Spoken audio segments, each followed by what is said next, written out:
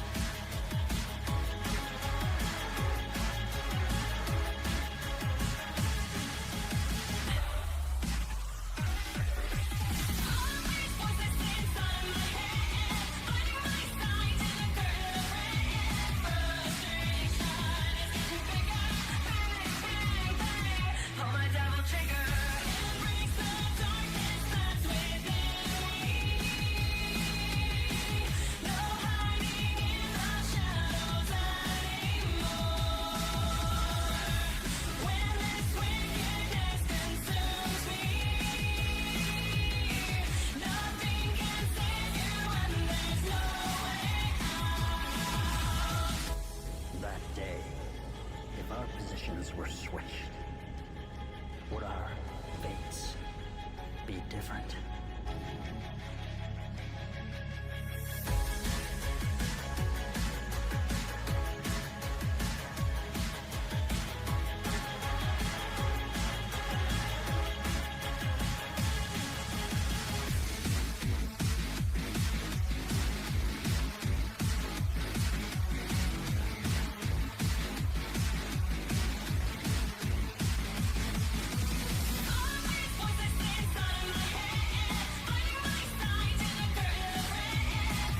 Longer?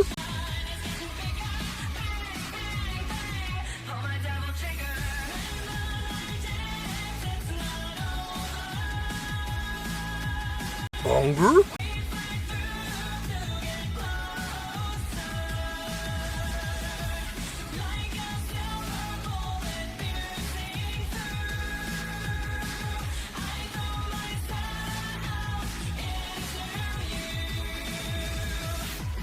Longer?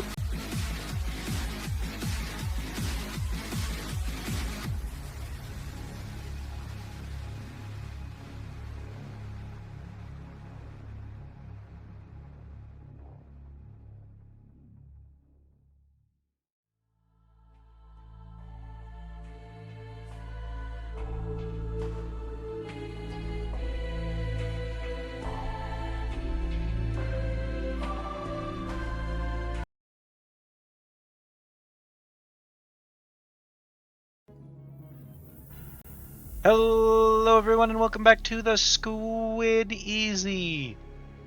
My name is Liz and this is my undersea tea house, the Squid Easy. Hello friends. Kat, your stupid sewing website is open on like 3 tabs for no reason. I don't know why Discord opens so many copies. But we have it literally everywhere now. I hope you're happy. It looks so bad. Please link that in chat for everyone. It's like an old website that I don't know where Kat got it from, but it's iconic because they never closed their H3 tags, so the whole website is just a disaster. It's so good. Oh, a glass of Amontillado? Fair enough. Bonger? Let's just say my trigger. Thank you, Cam. Welcome in. It's this website, Bonnie. You just have to take a look at it. It's such a mess. If you haven't seen it before. Burritos Supreme. I know regularly. That is very you coded. It's like a temple. Welcome, Bull, to actually hell. Alright. Mission 16 out of like 24 or something? No hard feelings, guys, but this is my gig. Trust me, Nero. We have game audio, we have visuals, we should be good. For you.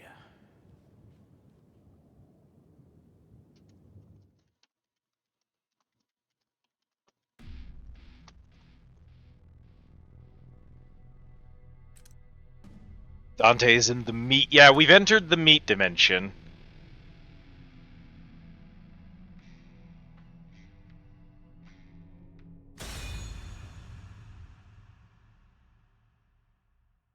You could entomb me alive for my dress sense by offering me a glass.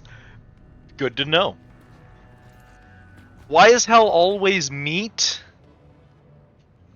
Probably the medievalists? I don't know. They really liked fire and brimstone. We must have fallen off at some point, right? Because they were all fire and brimstone. So I don't know why we moved to Shmi. Because that was a transition. Meat walls were not the thing with the medievalists, right? I might be misremembering. Maybe there are a bunch of medieval paintings of hell where it's just... I know there's a lot of fleshy bodies in medieval art of hell, but I don't know that it's always like the walls are meat. I will say though, firstly, I love this aesthetic. I never get tired of going into meat hell. All of my favorite games have meat hell in them. And as a brief aside, this one, not hell for what it's worth. I don't know if that's worth anything. Ooh, we need to change our hat immediately, because that's eating my money. The hat is the gun that shoots money. This hat is one of my guns, and the bullets it shoots are my money. It shoots currency. Usually just kind of place in medieval art rocks and shit. Lots of fire, lots of brimstone, kind of just that. The meat moss is, yeah, more recent. Sin of the Flesh or something. Can we have, like, a robot hell?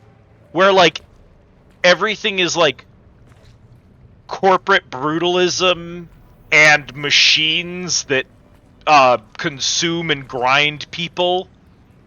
That's what we need. That's what modern hell should look like.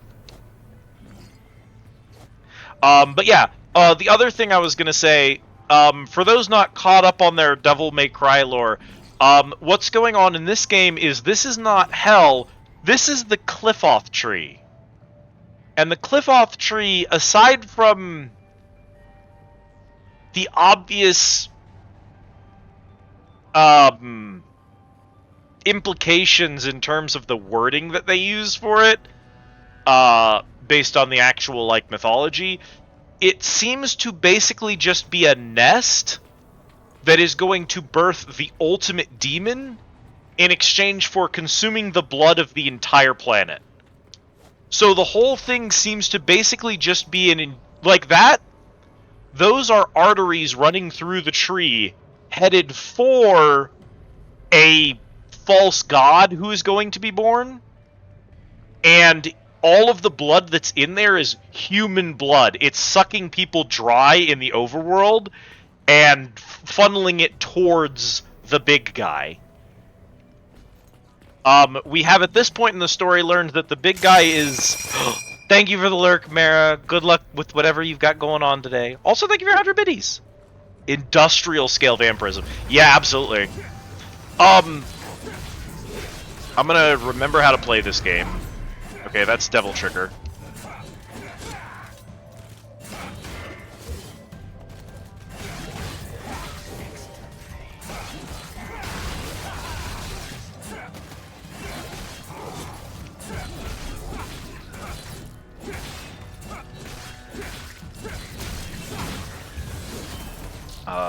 Let's see. What's my... Yeah, there you go.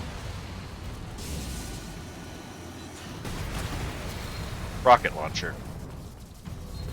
Well, sometimes you press Y and then you stop pressing Y and then you press Y again, because that's how combos work.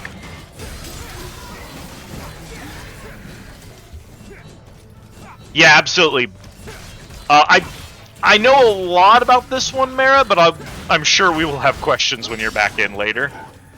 But yeah, what we've learned so far is that the big demon that's about to be born, my brother basically decided, oh, the reason Dante keeps beating me in fights is that my humanity makes me weak. And he used his cool katana to split his humanity from the devil half of him, and the devil half of him has usurped the tree and is trying to use the tree to make him super demon. The problem is, the moment he did this, his humanity was like, well, I better go befriend Dante and all of his clown friends and have them help me reattach to my demon self before I ruin everything, because now that my humanity is separate, I've learned everything I've done was a terrible mistake. So one of the playable characters is just the human half of Virgil with no demon power. Noted enthusiast for drowning one's humanity in vampire juices, truly. And I mean, really, I get it. I appreciate it. I respect it hugely. You gotta respect the hustle. Like in the quest for power, no cost too great, right?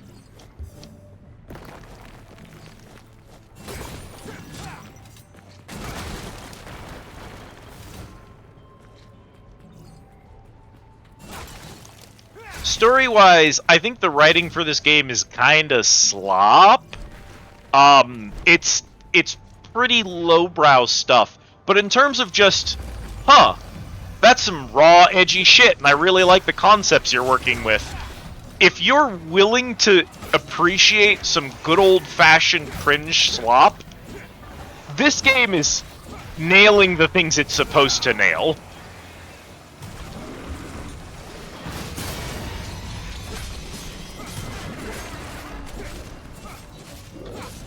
I love Devil Brother being like, I am so weak because of my humanity, I shall cut it out with my cool, edgy katana.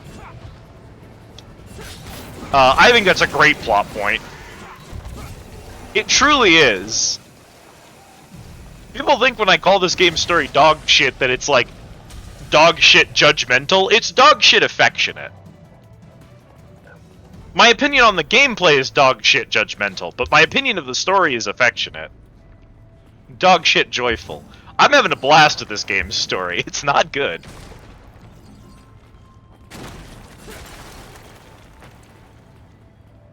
I think the world does need more stories that are just... They're here to tell the cool, edgy stuff that we all fantasized about in our heads when we were in middle school, but that none of us would openly admit to having written in our notebooks when the teacher wasn't looking. Like, we need stories like that to exist in the world. Not all writing needs to be, you know, highbrow.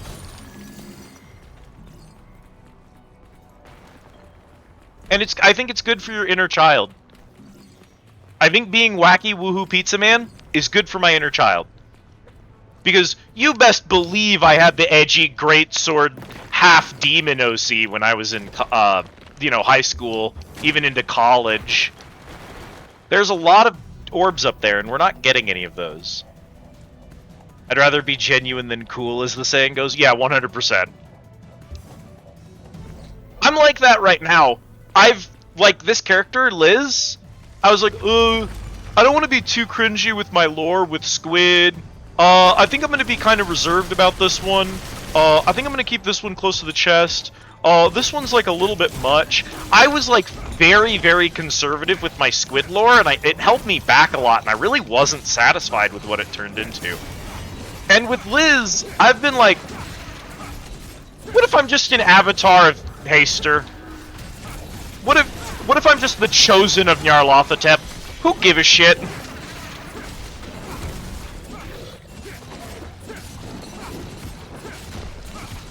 I'm just allowed to be cool. Haster is the one who is trapped on a distant world and is trying to become one of the more powerful old gods. Like he's trying to ascend to kind of their final form. And he's doing it by sending out copies of The King in Yellow. He actually predates Lovecraft. He's from an earlier set of stories, which I believe that the story collection is called The King in Yellow. But it was a collection of short stories that Lovecraft was actually partially inspired by, and which he references in his Cthulhu mythos. So it's been canonized into the Cthulhu mythos because Lovecraft was a fan of it. Ambrose Bierce, thank you. I was reading about it literally last night, but I didn't remember all the names.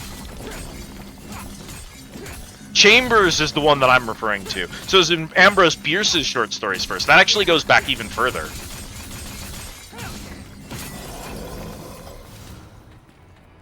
Yeah, because I was thinking about Chambers' work, which is what, yeah, like middle 1800s, like really old stuff.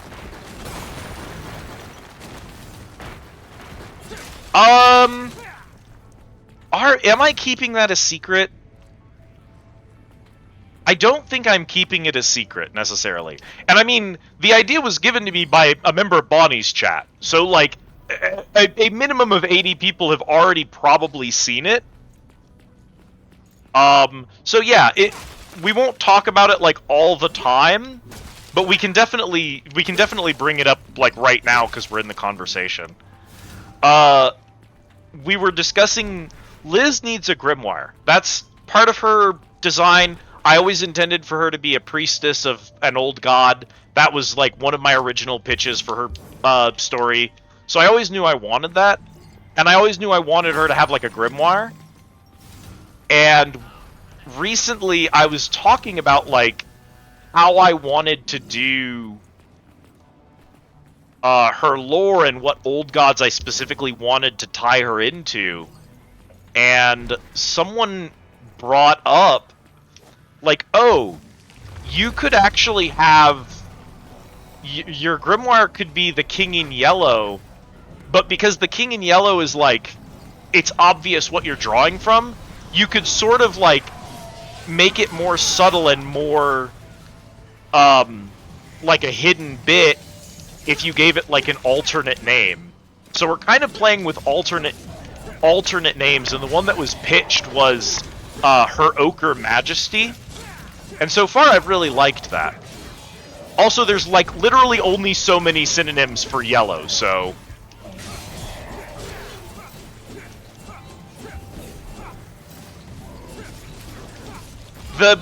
So the idea behind Liz that I have that I'm working from, which is not complete or final, is that she wakes up one day.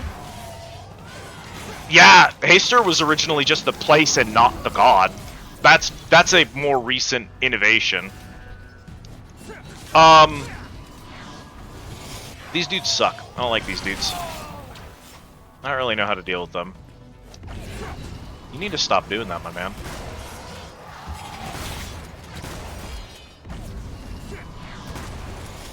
Hey, let's have a game where the whole point of the game is to juggle and knock down enemies. And then let's have an enemy that every time they get juggled or knocked down, they just teleport away.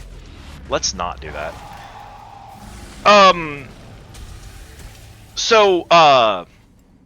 One of the ideas that I have for her, the working one right now, is she wakes up one day with a bunch of memories from beyond the veil.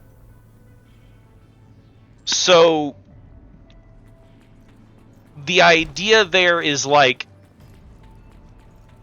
there may or may not have been a version of Liz that was one of the like servants of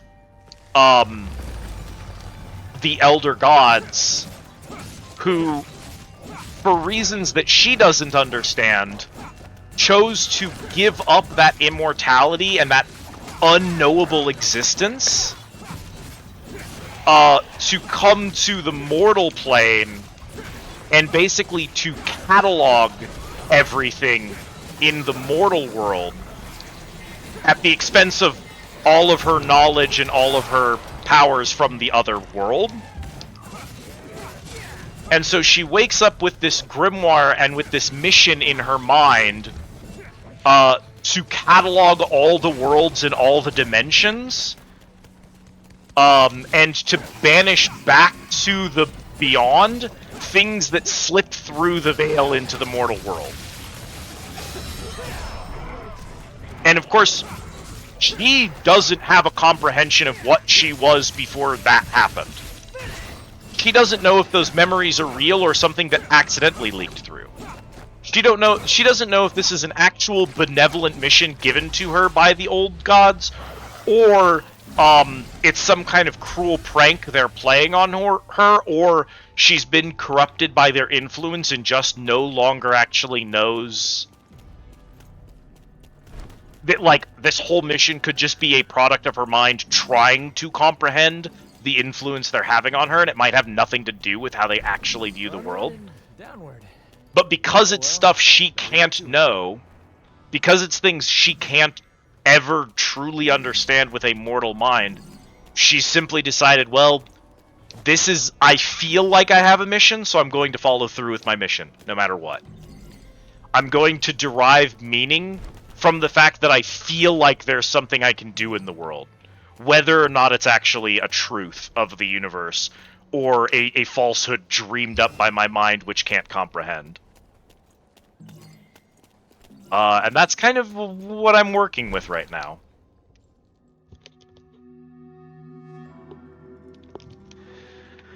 I really like the idea of the old gods. I don't like when they're just objectively evil. I think that more than anything, that kind of stems, especially from what we have of Lovecraft, I think that just stems from Lovecraft's blatant xenophobia. I like the idea of them being at such another level from us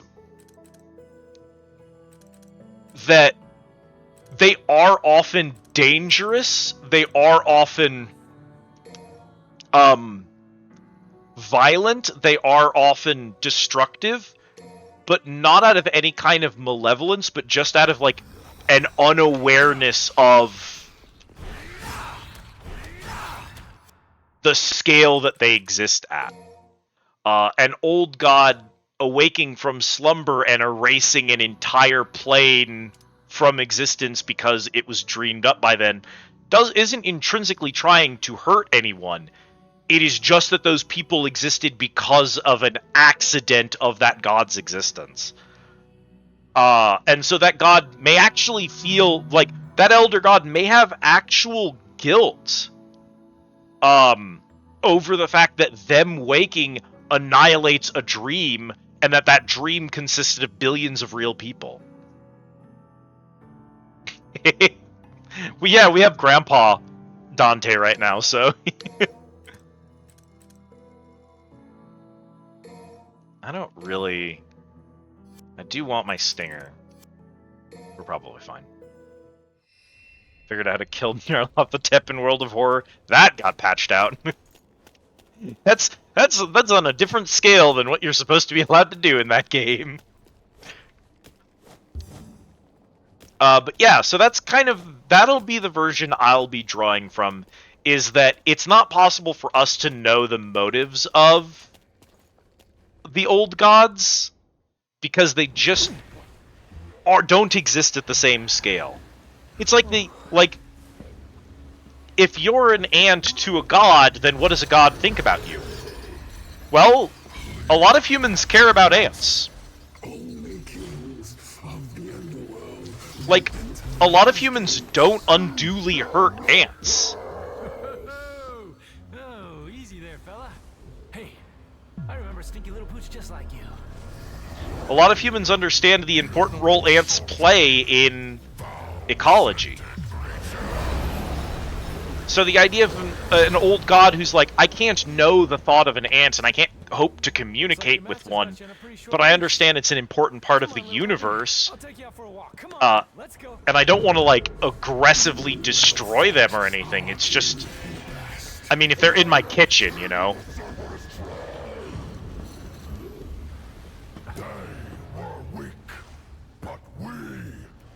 A for ads, B on belly, C on chains. Remember to get small before you get eaten. Do not get eaten unless you're small.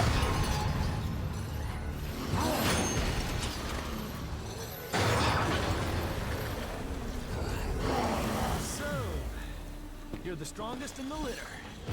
Looks like we're gonna need a bigger leash. Come. None of those things technically make you invincible, no, because games are funny. You love it, Cat.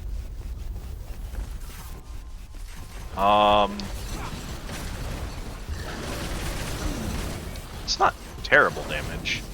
Get like an actual scaling on what these things actually do. Oh, hi! It's actually not insignificant.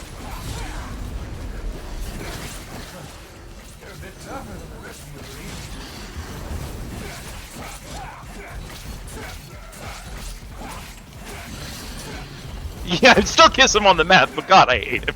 Thank you, Cat.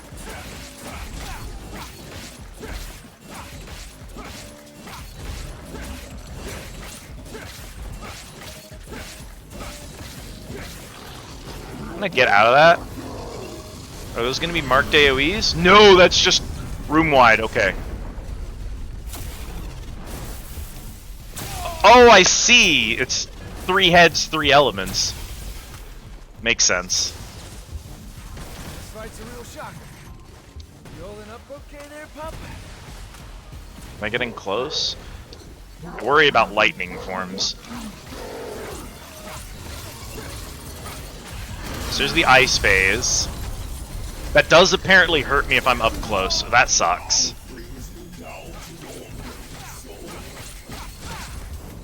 Do not roll to hit, are not attacks, and do not use the interface? I see. So if you can do enough spell damage... Taking a lot of damage from just getting hit by that. Hi.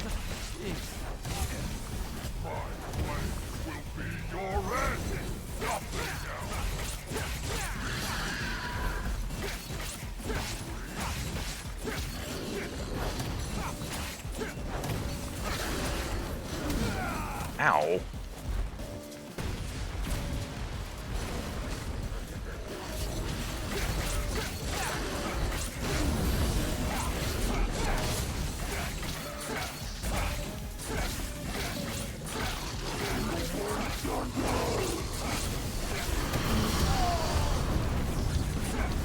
Spellbook does not use the spells interface. So nowhere it says the winter combat spell, and it has any restrictions. Incredible. Oh, gun and tail? Come here, I've got a bone for you. Here, boy.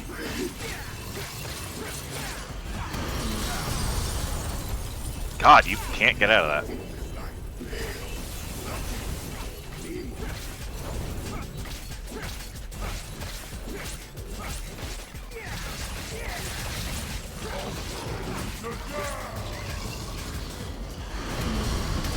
I love game that punishes you for losing combo and punishes you for taking damage that has enemy that has large AoE that requires you to walk away from it and drop combo. Like, why would you ever do that in a game like this? There's a mechanic I'm missing. That just, at a design level, it doesn't make any sense. I literally have to just drop my combo and run from that because of how big it is. Thank you, Rhyme. I thought so. How's it going, buddy? I was like, yeah, the vibe of this game is definitely seen Liz. Well, time to drop everything and run away, because he's doing the thing again. Seen these moves before. You haven't shot out any puppies, have you?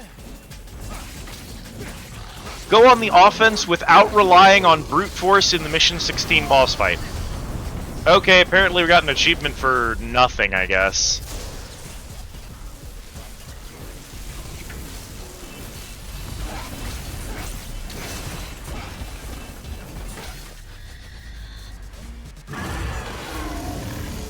That has to have been an achievement for doing the fight mechanically wrong, because I don't know how to do it.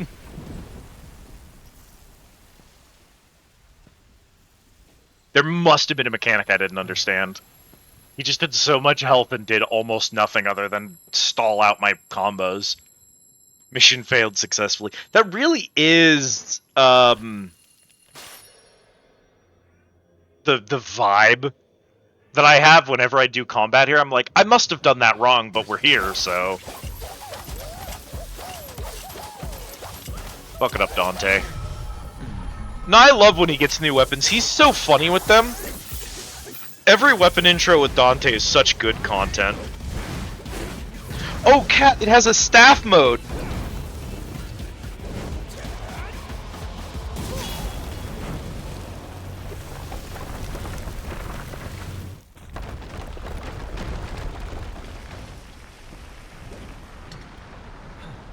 It's a tri-sectional staff. First one here.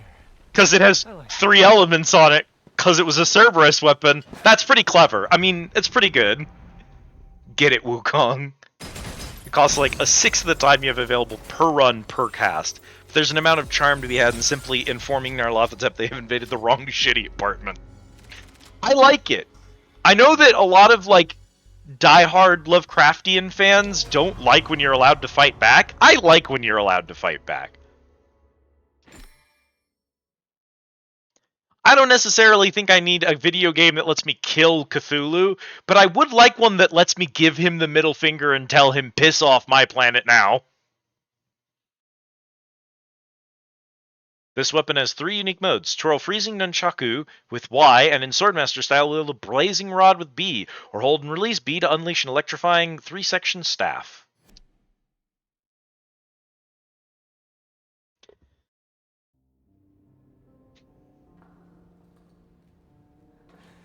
The truth is, I wanted to be protected and loved, but I was alone. My only choice was to survive. V, you gotta rest. Nero, I will tell you everything. There is no demon named Urizen. Only a man who threw away his humanity in an endless pursuit of power.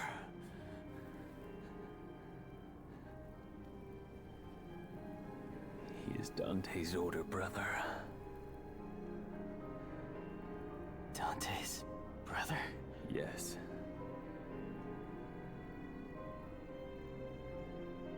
And his real name is Virgil.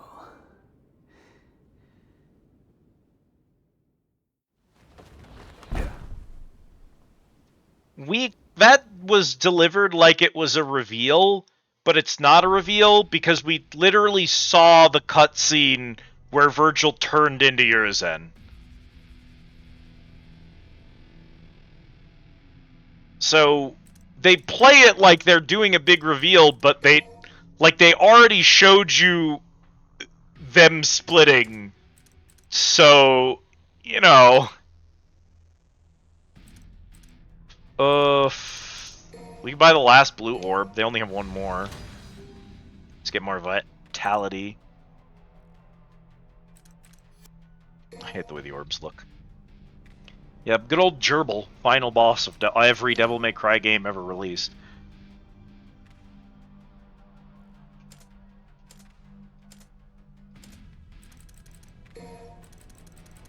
Oh, King Cerberus nonsense. I don't know, dog. This man has 8 weapons and 4 different styles, and each one of his styles affects each one of his 8 weapons, and I just don't, like, most of those playstyles are gonna be garbage. Like, you can't balance 24 different fighting styles for a character in a 10-hour-long game.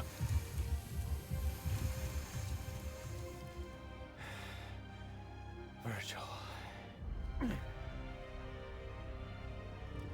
Hey, is that the damn fruit you've been jabbering about? Doesn't look so special to me.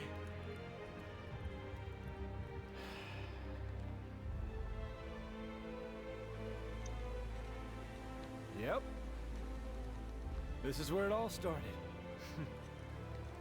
That day Mother saved me and left you behind. The thing you don't know is, she tried to save you too. She kept searching and searching. Until I killed her. I have no recollection of this tale.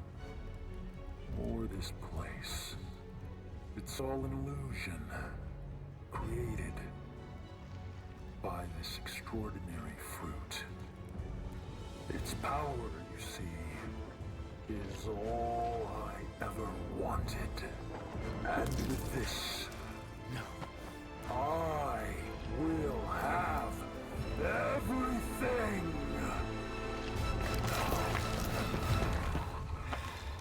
Dante, you probably reacted a little bit slow to that one. You have like a gun, you could have like shot the fruit at least. Like tried.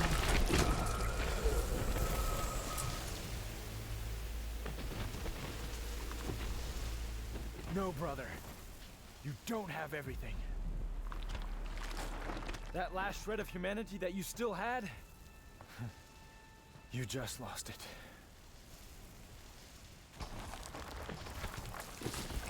That is nothing but the pitiful cries of those without strength. Come to me. You want some raw one-liners? Virgil's about to deliver 100 of them. Enlighten you, Dante. I like demon designs? Here you go. You ready to do this, Virgil? It all ends here.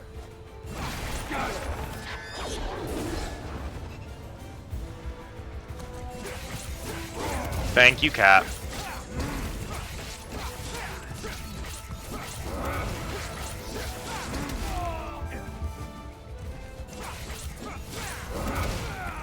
God damn it.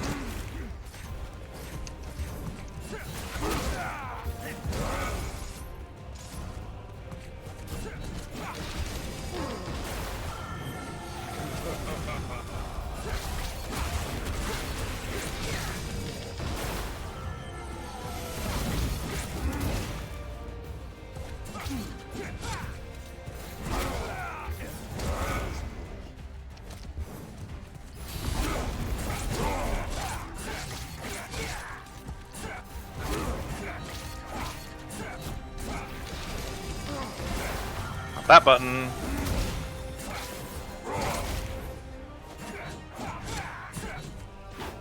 gosh.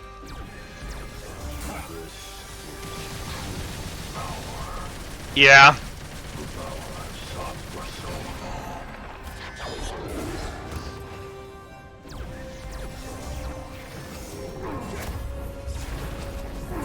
How big do you think that explosion's gonna get? Pretty big! Those are the slow time orbs. Can't be a Demon King without at least one slow time orb, you know?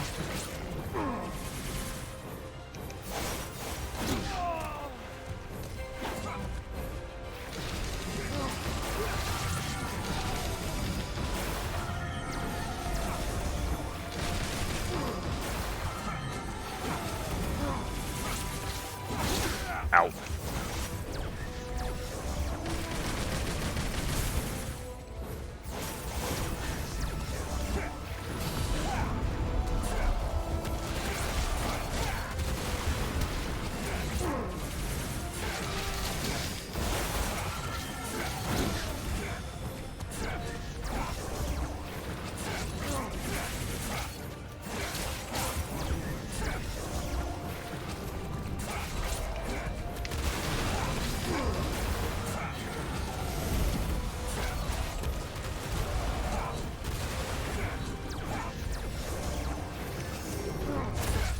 Slow time orb!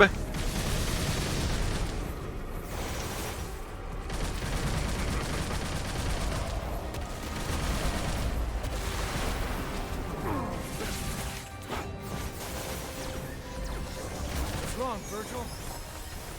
No time. Hunger? Welcome in, Autumn. Thank you for the usual. Enjoy your drink.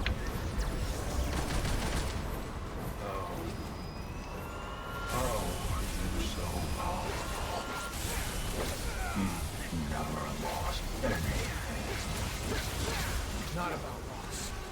Strength is a choice. Fighting like hell to protect what's important. You threw away everything you ever had. This is the end. That's gonna hurt. Or I could just iframe it. Ow, do you mind?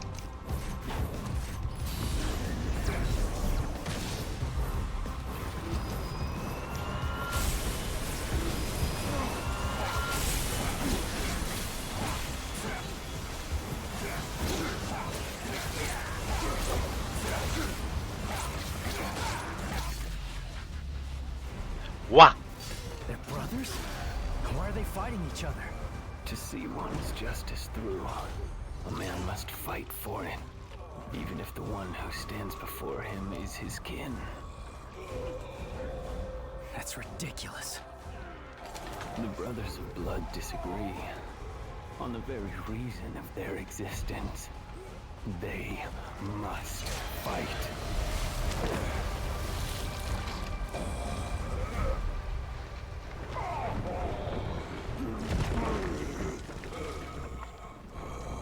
You're seeking power to have more power so that you can go after more power.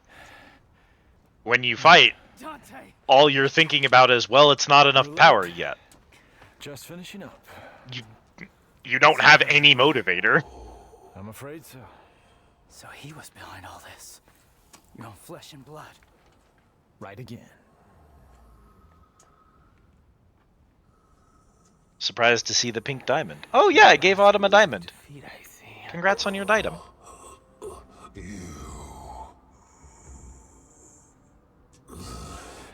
V, get back.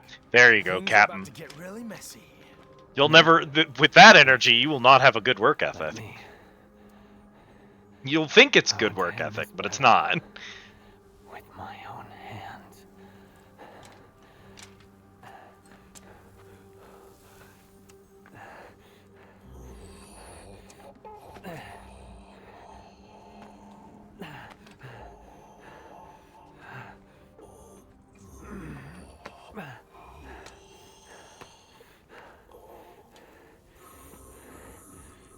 Do not struggle.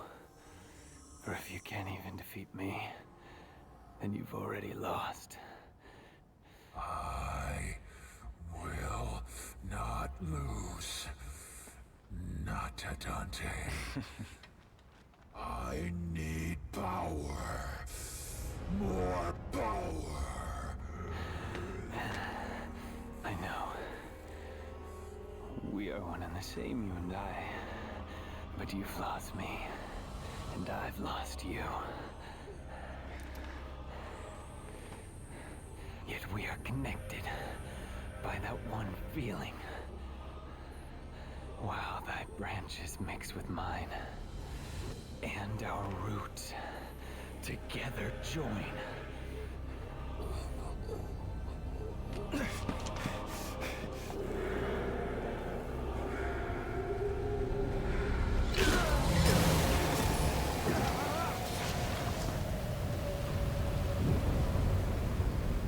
William Blake is your last words. Let's go! Bad news. The boy is back in town.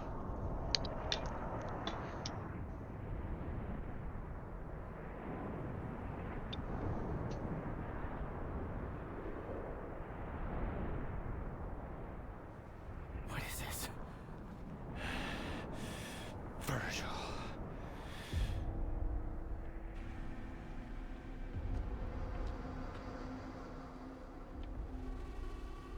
No.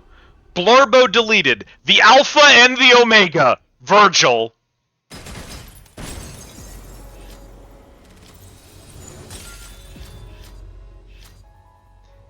Erases your Blurbo.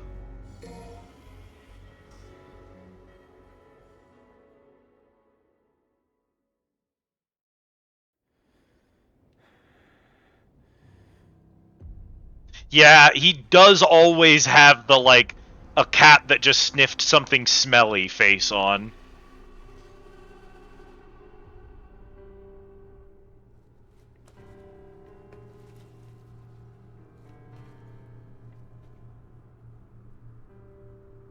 You got some pretty big cojones for coming back. Just don't know when to give up.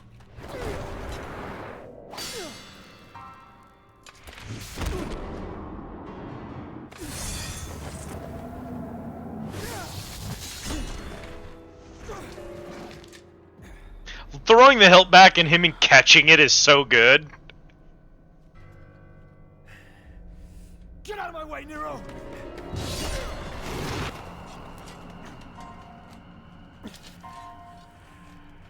Defeating you like this has no meaning. Come on, Virgil. Let's do this. Heal your wounds, Dante. Get strong. After that, we'll settle the matter.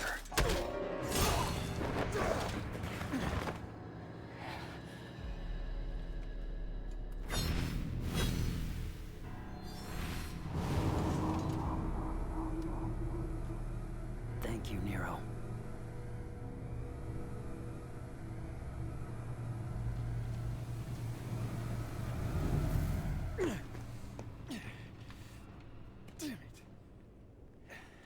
Virgil is Nero's dad, for those who don't have that context. What happened to V? He returned to himself. Go home, Nero. This doesn't concern you. Like hell. I lost my right arm because of him! This is not your fight. I need to stop him, and that's all that matters. I'm not gonna let you have all the fun, Dante! You don't get it. Let me guess. I'm dead weight? Well, you can That's show not them. it, Nero. What is it then? He's your father! What?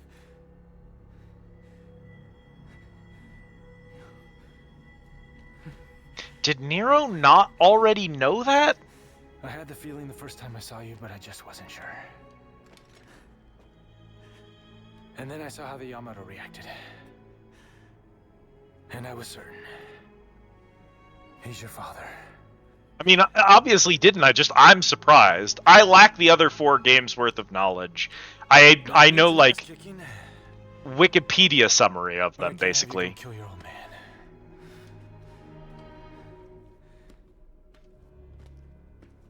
Yeah, Wacky Woohoo Pizza Man is your biological uncle. I'm so sorry to have to tell you this. Father. That's actually worse than finding out Virgil is your dad is finding out not Dante's your uncle.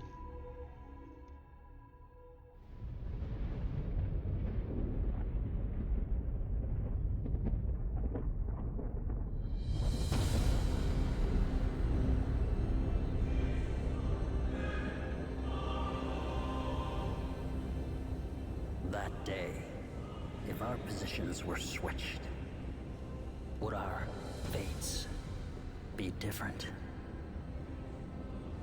Would I have your life? Thank you for the care package, Captain.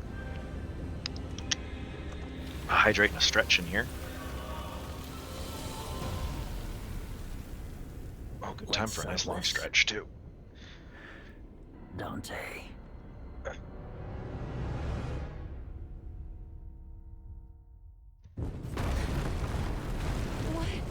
What's happening now? Oh god, I thought it was over. This isn't good. We're gonna get dragged into this.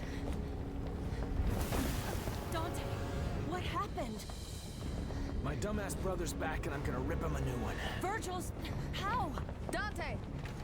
Made it for Lady and she paid for it, so consider it a rental. Hey, you can't just... Okay, we'll take care of that later. Right now, you three get the hell out of here. I'm gonna go take care of old douchebag.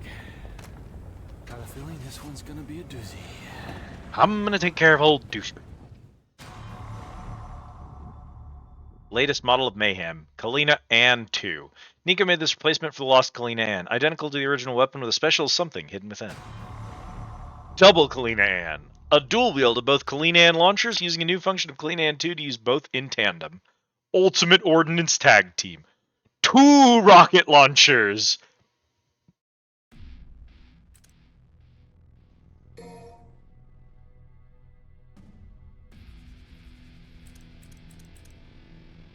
Two of them.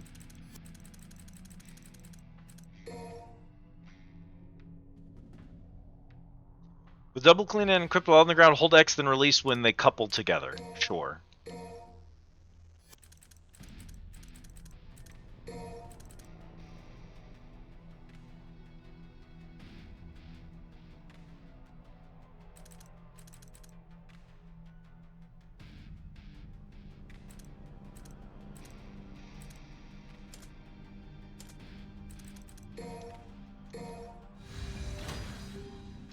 A little bit extra Devil Trigger juice.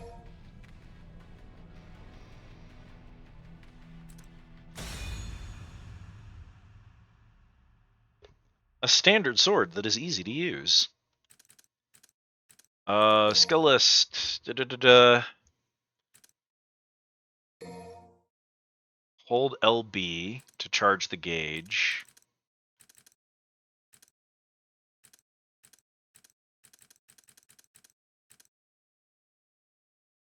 Y and X to burn it all.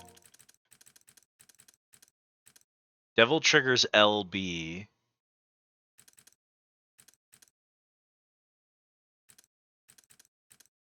Is there... Because I'm not doing Sin Devil trigger.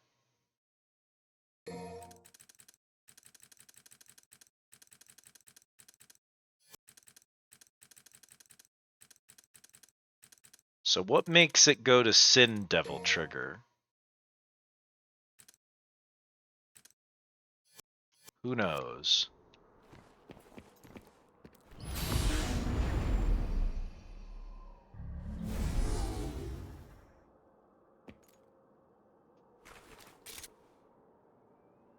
Turned it off and then turned it back on again.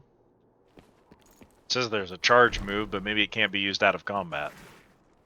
Never would have guessed you'd come back. Damn it, V. Was this your plan all along? I mean, V was gonna die if he didn't do that, so yeah, probably.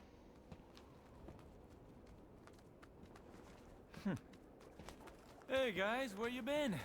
I thought you went back into Virgil. You're gonna wish you did. Oh, the wise guy Dante. We were spawned from Virgil's abominable thoughts. But you knew that already. Come to think of it, I did know something was off. Just like with my old brother. Well, we're merely the discarded thoughts from when he was Nilo Angelo. No longer bound in his consciousness. We're here now to kill you of our own free will. Liberating! Alright, Cat, are you ready to kill the minions from V? Dante, us, not Virgil. Absolutely wild to have a summoner character for half the game, and then you have you kill the summons. as a bit. Come here and face me like a man, boy. Why the rush? Why is that? My rush move sucks.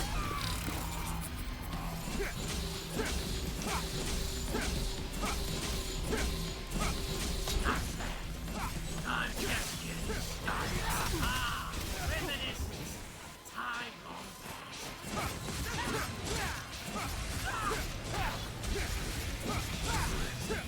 Time out. Give me some time out. Great. Can't wait for the rematch. Alright, well, they're gonna be annoying for an entire stage, aren't they? Hey, man! Why did one individual basic enemy spawn by himself out of combat? You good, buddy? Are you lost? We're not in combat right now, friend.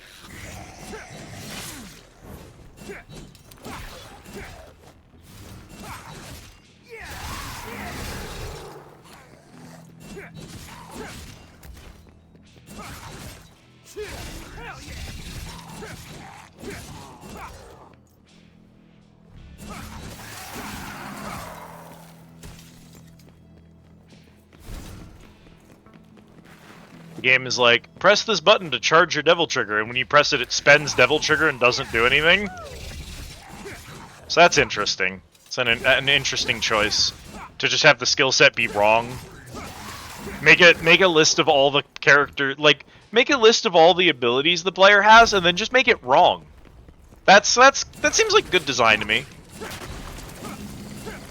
It's a bold choice. I'll give them that. Hold left bumper to charge Devil Trigger. You press it, and you press it, it spends it. You can't cancel it. If you hold it, it just burns it, and you don't get any back. Fascinating. Truly, legitimately fascinating. Sound good? Yeah, I'm sure it's fine.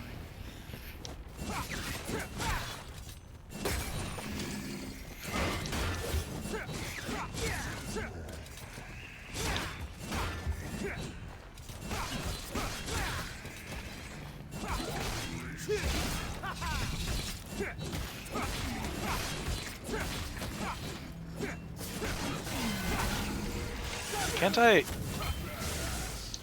Didn't know I could reflect that, but okay.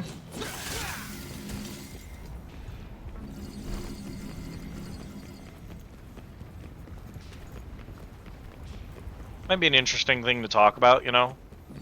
So maybe at some point early on you could be like, you can reflect attacks if you hit them. Feels like something that could be good as a tutorial. I don't know, just spitballing here. Alright. Y'all ready for the grossest transit system of all time?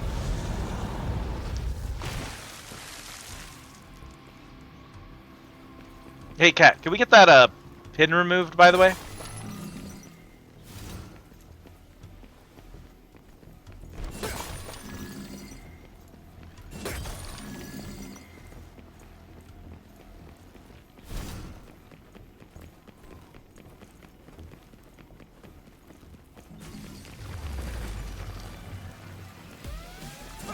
Oh, hey, buddy.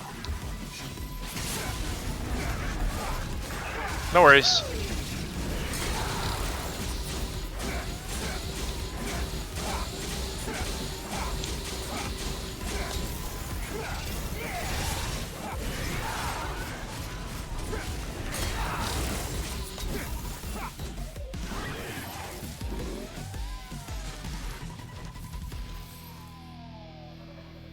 Running away? Nah, didn't think so.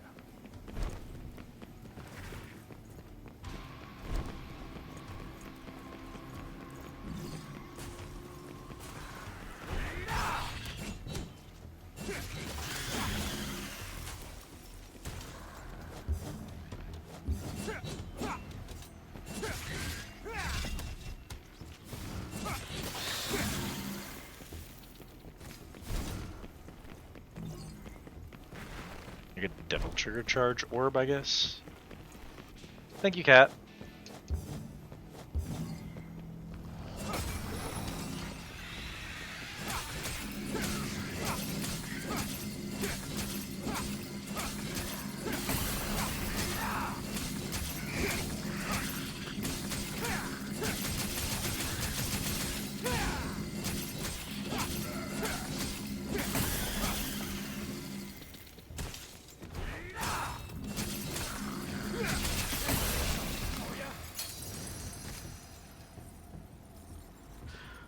a blue orb.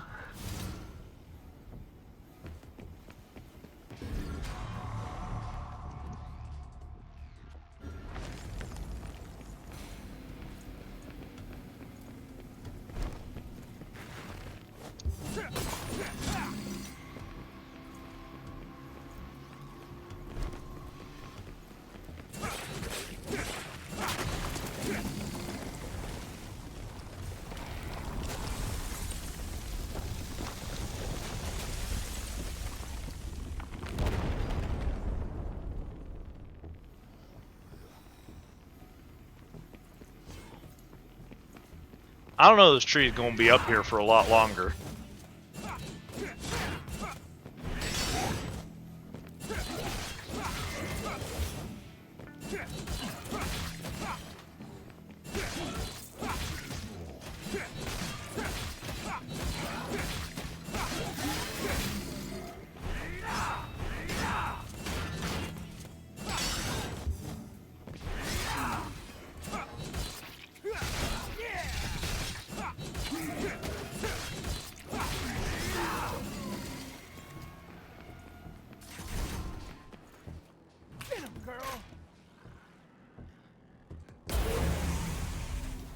Neat.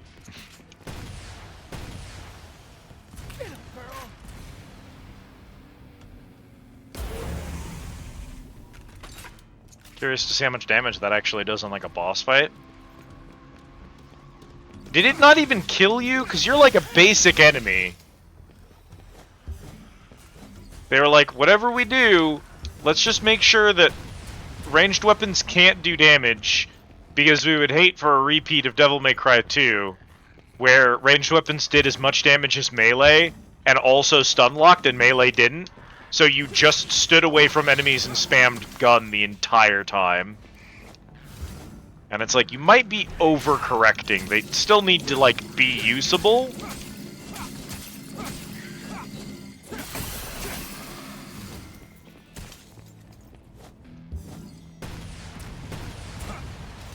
Why am I... Dante! We were in gun form for some godforsaken reason, so I didn't get my dash, which is required for parkour. And when you're in gun form, you don't get that. This is exactly the issue I have with Dante having like 8 weapons and 4 forms for each of those 8 weapons. Where it's just like, alright, but like, some of those forms just make it impossible to navigate the environment. And like, so I'm not gonna rock those forms most of the time.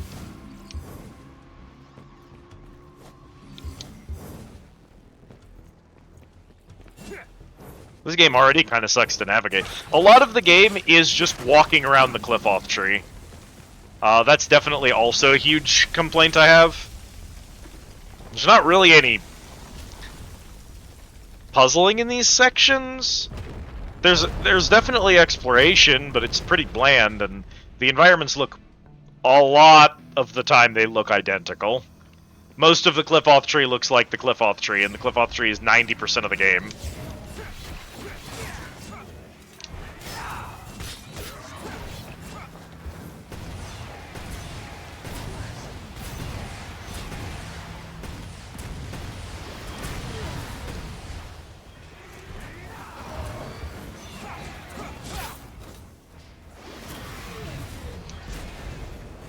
It's like, this is technically more gray than the previous Qlipoth tree, because it used to be more red, because it was fleshier when it was still alive, but it's pretty much the same terrain otherwise.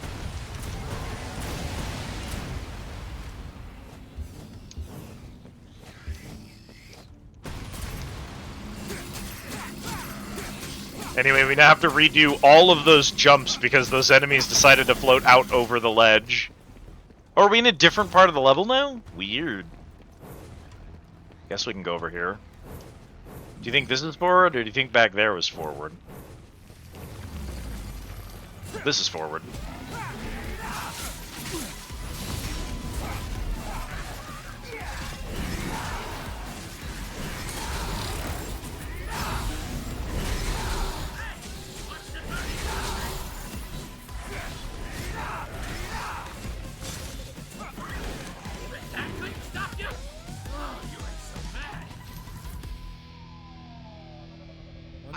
bird even It's like I'm back on Malay Island. spawned in time, did he? He was like still spawning in when I beat them.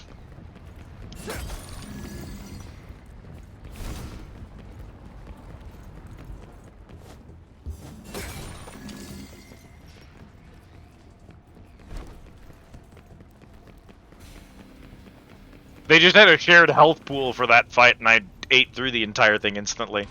I don't know that I care enough to go and see if there's anything over there. If I'm going to beat this game, I'm going to have to do 100 playthroughs of it anyway, so... Our goal tonight is to get to the end of the story.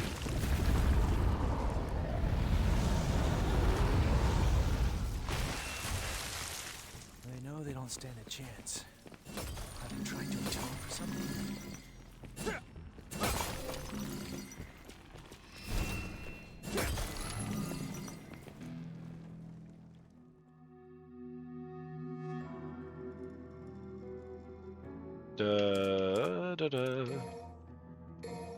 Save up and get the last purple orb, just max out those orb gauges. Might as well.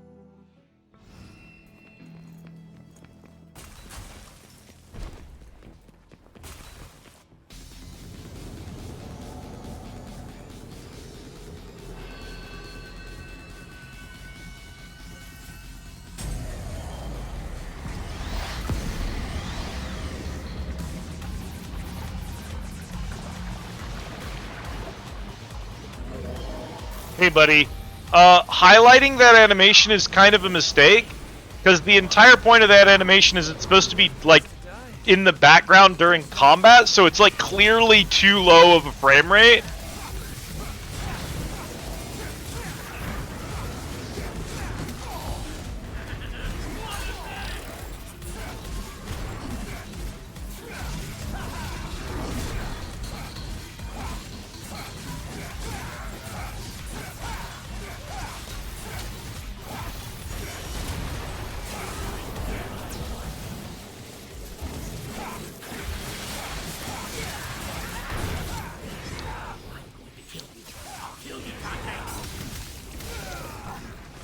I think I want to focus you, because you're annoying to fight.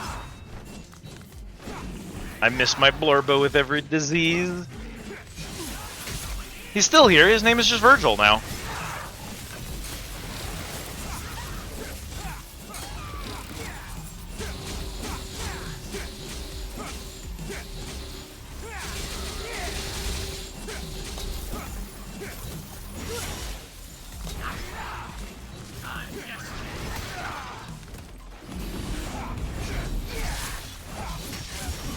Ow.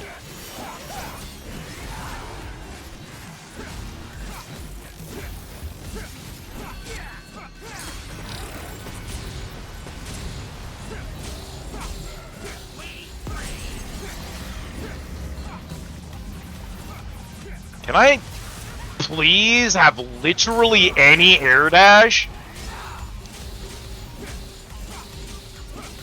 I've known LEGO games that have more movement tech than this game does. It's truly incredible.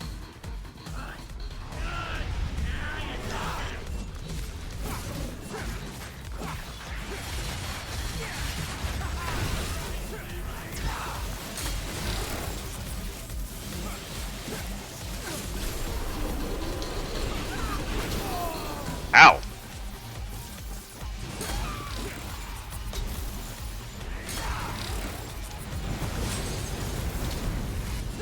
Hey, big guy.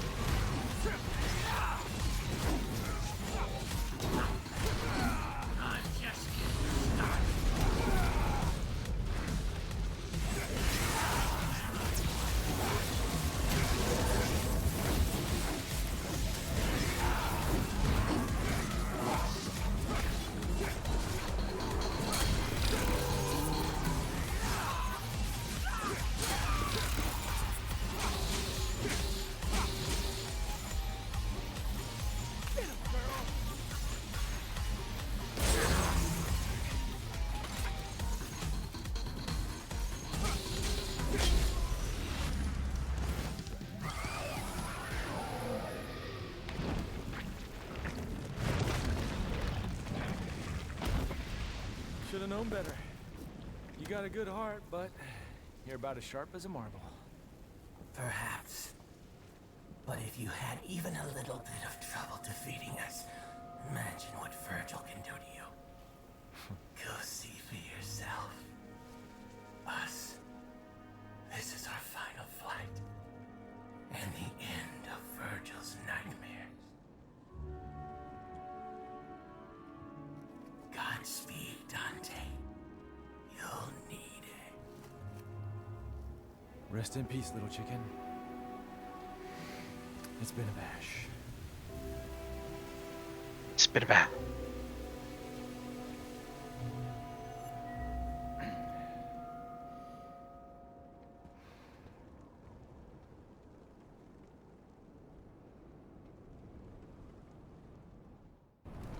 Yes, I think so.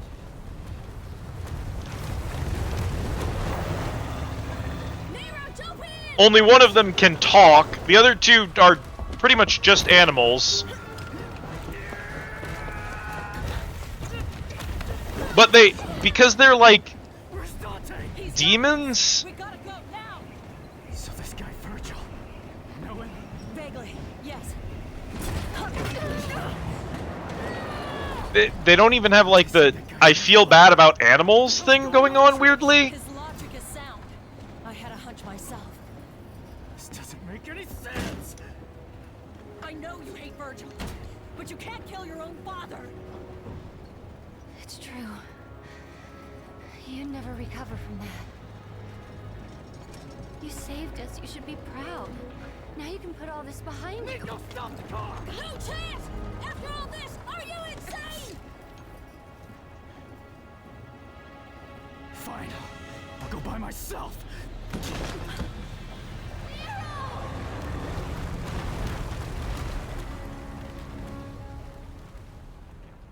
Also, it's like, your dad might be an evil demon who never loved you and you've never met him before and you didn't know who he was before this, but you would definitely never emotionally recover from killing him. And I'm like, that's made up. Like, if my dad was a piece of shit, I'd be okay with being the one to kill him. I don't get it. Yeah, he has no connection to this man whatsoever. That was your biological father. No? Actually, no? Like, even at a literal level, V is Nero's biological father, not Virgil. Virgil is a product of a bunch of weird demon shit. He's no longer even the same person he was. Nero's dad is, like, already dead. This is just an amalgamation of the pieces that used to make up that man.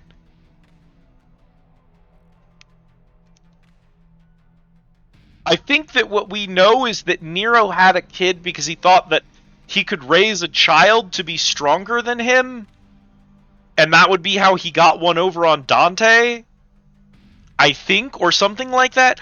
There's an excuse for why he even had a kid to begin with, and it just doesn't even make sense. So, yeah, that's when I talk about how bad the story is, that's kind of the stuff I'm talking about, is like bits like that where it's just like, okay, chat, is this it? Chat, get your plastic cherry emotes ready. It's coming up soon. There it is! Virgil. Here's the scene! Opening days are over. Give me the Amato. If you want it, then you'll have to take it. God, your voice is so dweeby, my man. But you already knew that. You want so bad to sound cool and you just don't. How many times have we fought?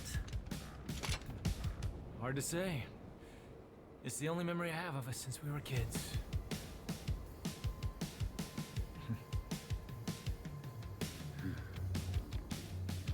Time to finish this, Virgil. Once and for all. Yeah.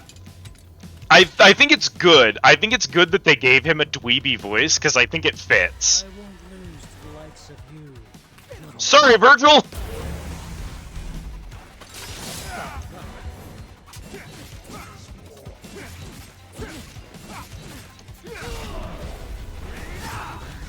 Parry this, you filthy casual. Oh, Oh my god, he parried it! Never mind!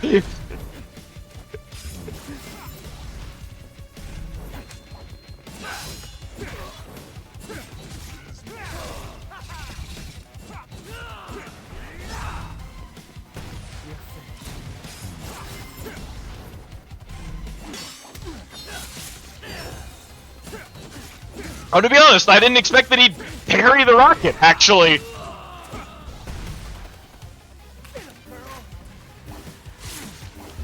Those interrupt my charge. Big suck. Behind me! Nothing personnel, kid.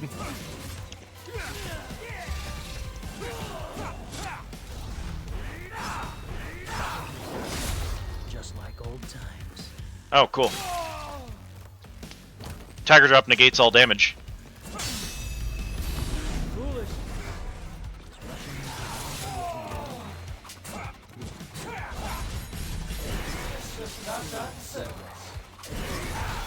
That's right. Come on. Let's go! Devil Trigger Fight! My gauge ran out. I'm cooked, chat.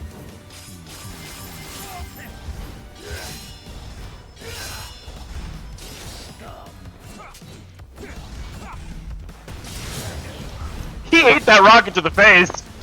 He loses his parry when he's attacking.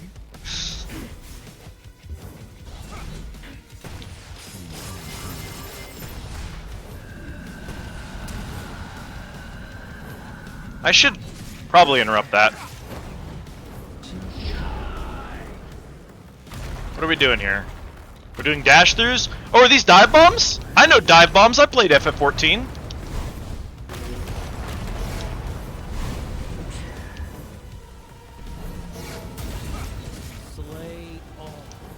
Probably gonna get out of that. Yeah. I am the storm that is approaching.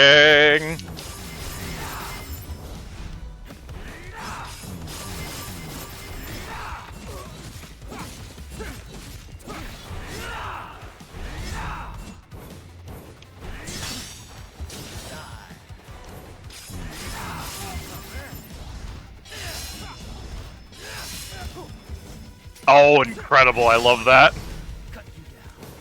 Cut you down.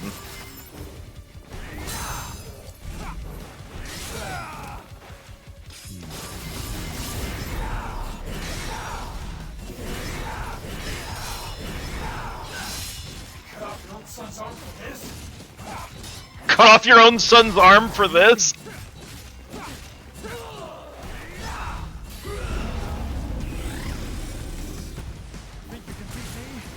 Whoa, he reflects them in this form.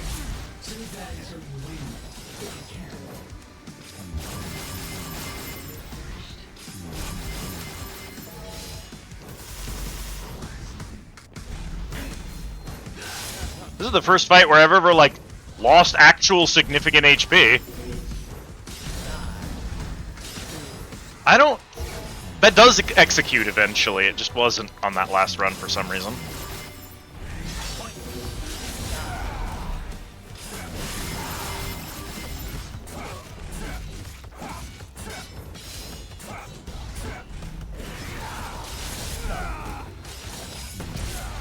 Rocket launcher to the face, motherfucker!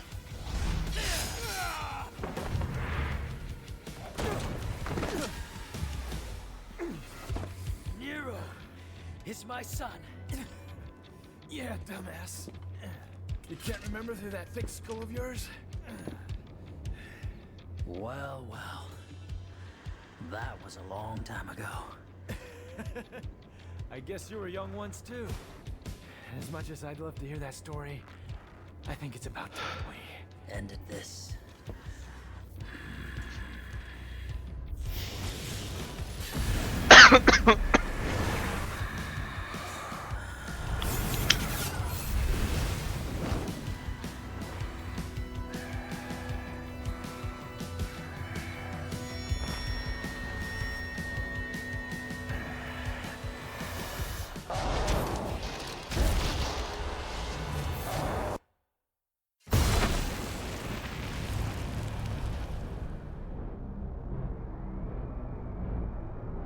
But wait, Cat. it gets better.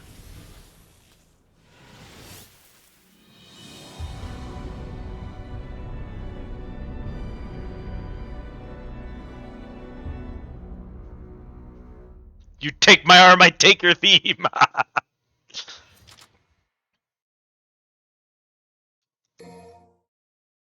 True power.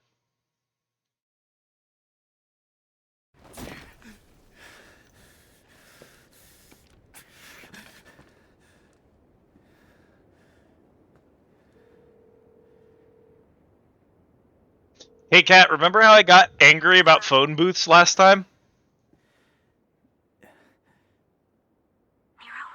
Chekhov's phone booth.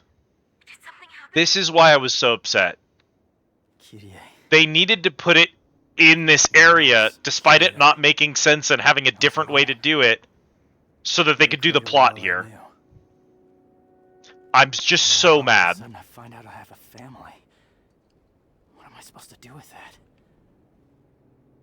You always know which path is right and which is wrong. There's no need to doubt yourself. Thanks. I guess that's all I needed to hear.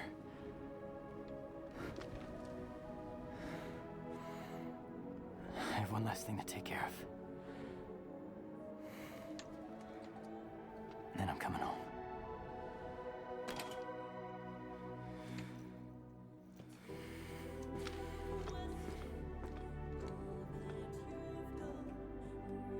I couldn't protect Kratos. To this day, I hate myself for not having enough strength. But this time is different. Just hangs up. I swear! I'm not letting you die!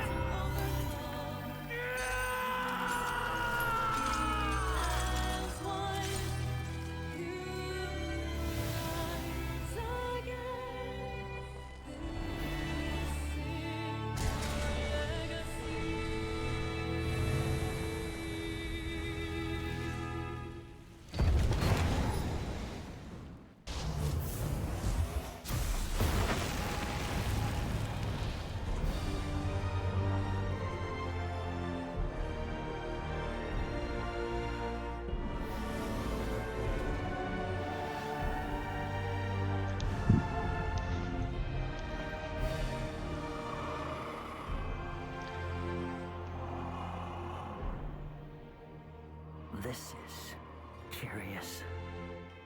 Nero.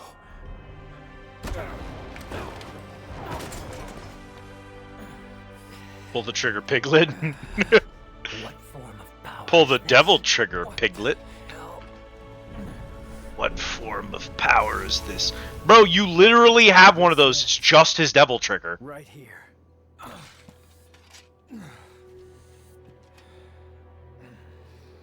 Listen to me. I told you already. This is not your...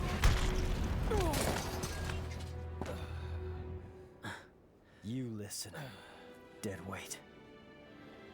I won't let you kill each other. There are other ways of settling your differences. I'm putting a stop to this sibling rivalry.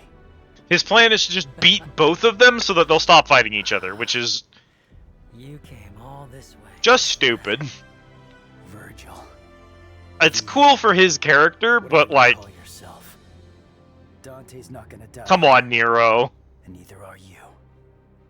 Do you have a problem? I with do that? admire the chutzpah. I like that he thinks he can fix it this way. That bitch slap nearly killed me. That bitch slap nearly killed me. I love Dante. Dante is so funny, honestly, though. Then by default, I beat you. Agreed, Dante? Whatever. I don't really care. I'm just gonna sit this one out. Dante has an energy that I appreciate. It's the reason I'm willing to tolerate everything else in this game, is I love the energy Dante brings to everything, which is done with this shit.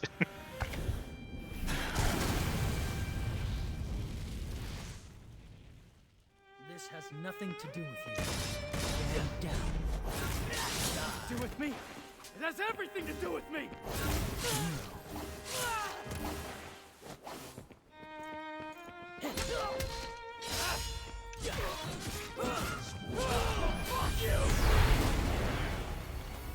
Take me seriously now?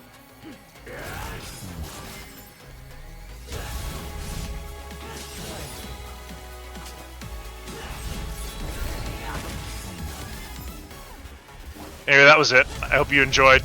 He has no upgrades for that mode, so it sucks. I don't have a dodge roll because I lost all of my arms, and so since my arms have the dodge roll, I don't have any way to actually get out of the way of attacks. I'm just gonna eat that, I guess. I move... It's just comical how slow I am. It's so funny how slow I am.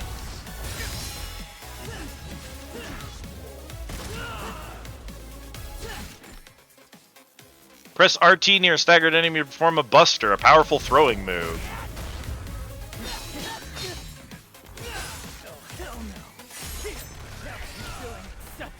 Oh, it was like half his HP. Both, you fucking asshole. Relying on numbers won't do you any good.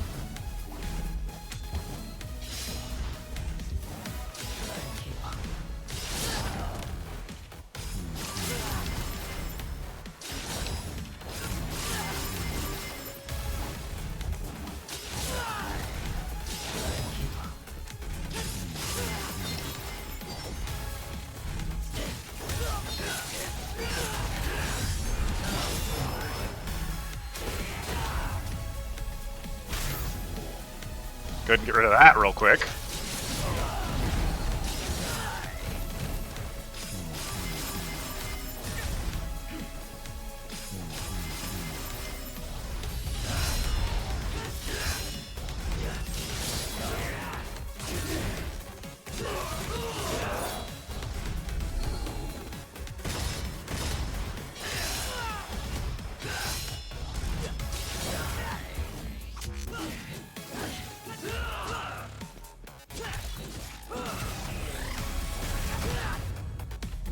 I grabbed the wrong one!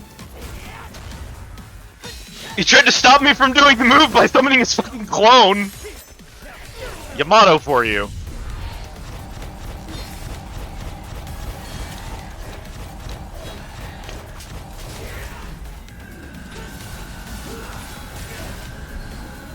I don't think I'm supposed to deal with that. Early lunch for cops. There's Sorrow. Welcome in. Thank you for the follow. Woo! Oh, that is a really high skybox, actually.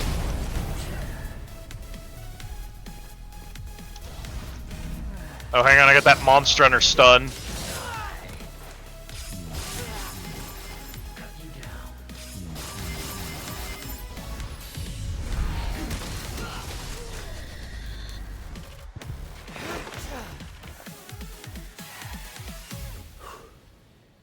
Interesting. Oh, brother. You cut off your own son's arm for more power, and you still lost. Enough, damn it! The underworld is taking over. We need to do something before it's too late.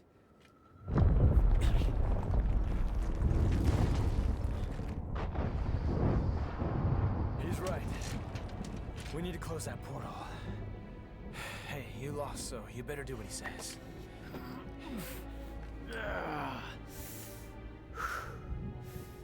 I can still fight.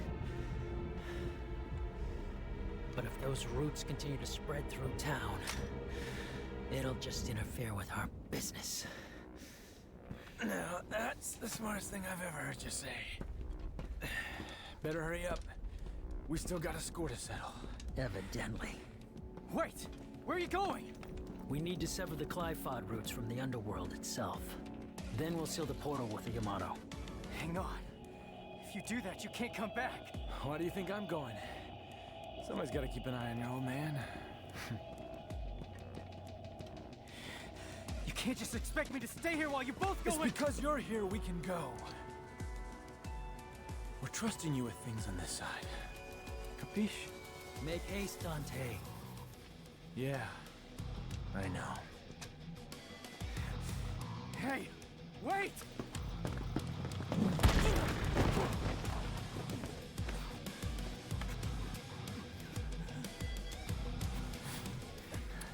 Take care, Nero. Adios.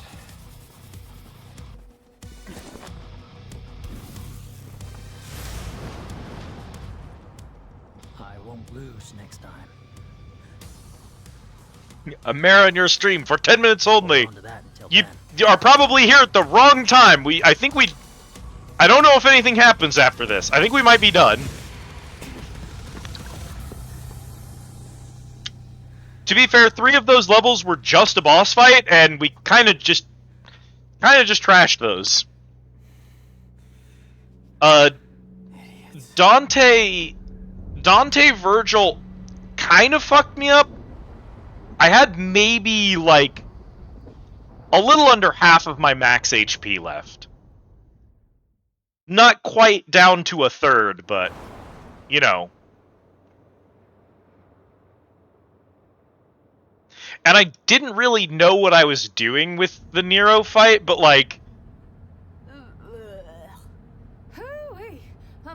Yeah, I'm pretty sure that one of the big things about the higher difficulties is the stupid amounts of HP. Who the hell grows an arm back? It's just weird.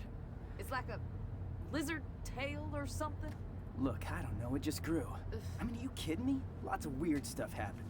There were demons and scary plant roots and arms growing back. Lots of stuff. Yeah, it's. I definitely think that one is like a. What do you call it? That's like a victory lap fight. This arm. It's nice. So, how's it feel? How's what feel? Saving the man who killed your own father. Heard Dante killed Virgil once. It doesn't matter. They're both gone now anyway. It's okay to cry. I mean, I didn't play either of these characters even remotely optimally, but playing them like... Does make you a little bitch, though. God, I love her so much. It's okay to cry.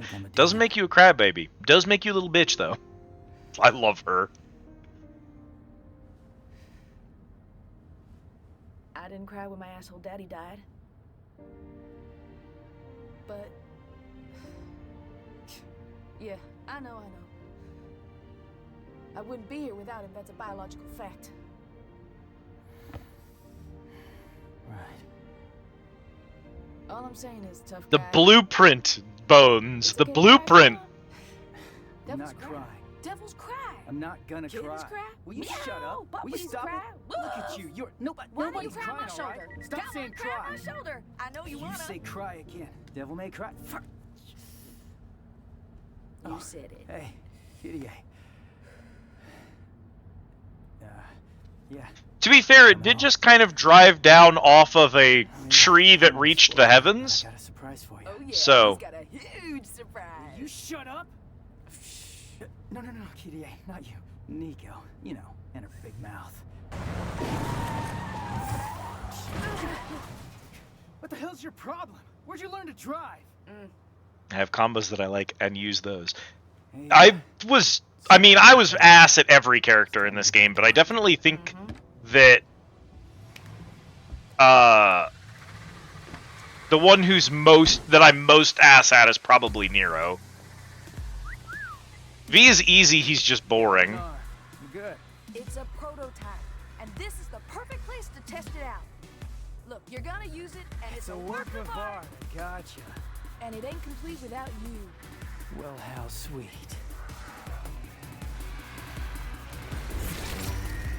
Feels good. Yeah. V is just easy and boring, and then Dante, like...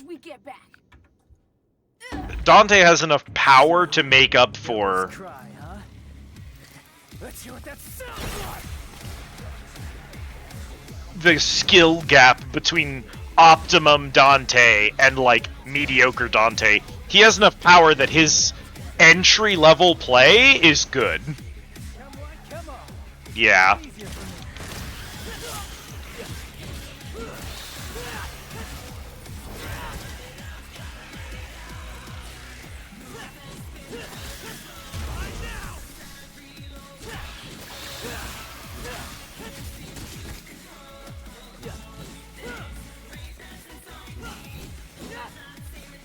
No. That's not what I'm not talking about skill cap. Yeah, I'm talking about floor. Dante's floor is way lower. I think Nero's just bad. I just don't think his kit works.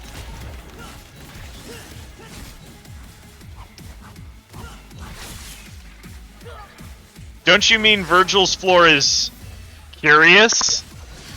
I'm funny.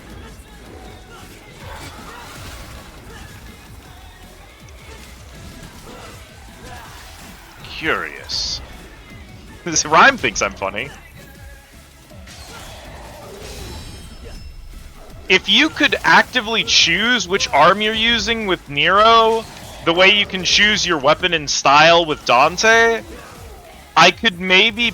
I would definitely significantly improve my opinion of Nero. But needing to blow up his arms to cycle them when they just are different playstyles and work differently in different situations is... That's just bad. I'm not even going to argue. I'm not even going to hear an argument on that one. That's not a game design choice. That's a mistake. Poor parts of his kit are post-game only.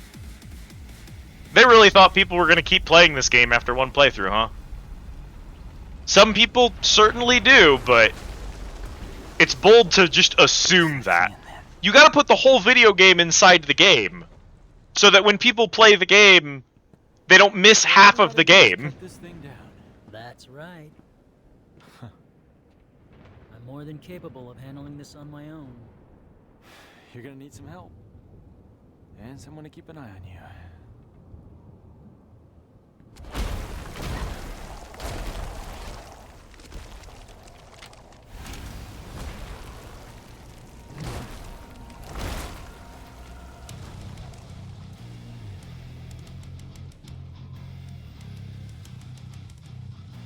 Useless pests.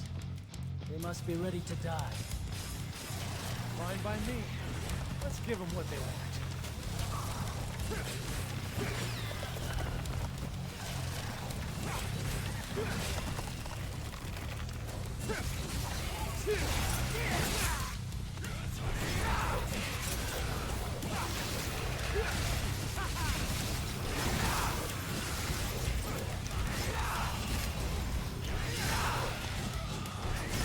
I never felt the brakes doing anything for me in combat, honestly.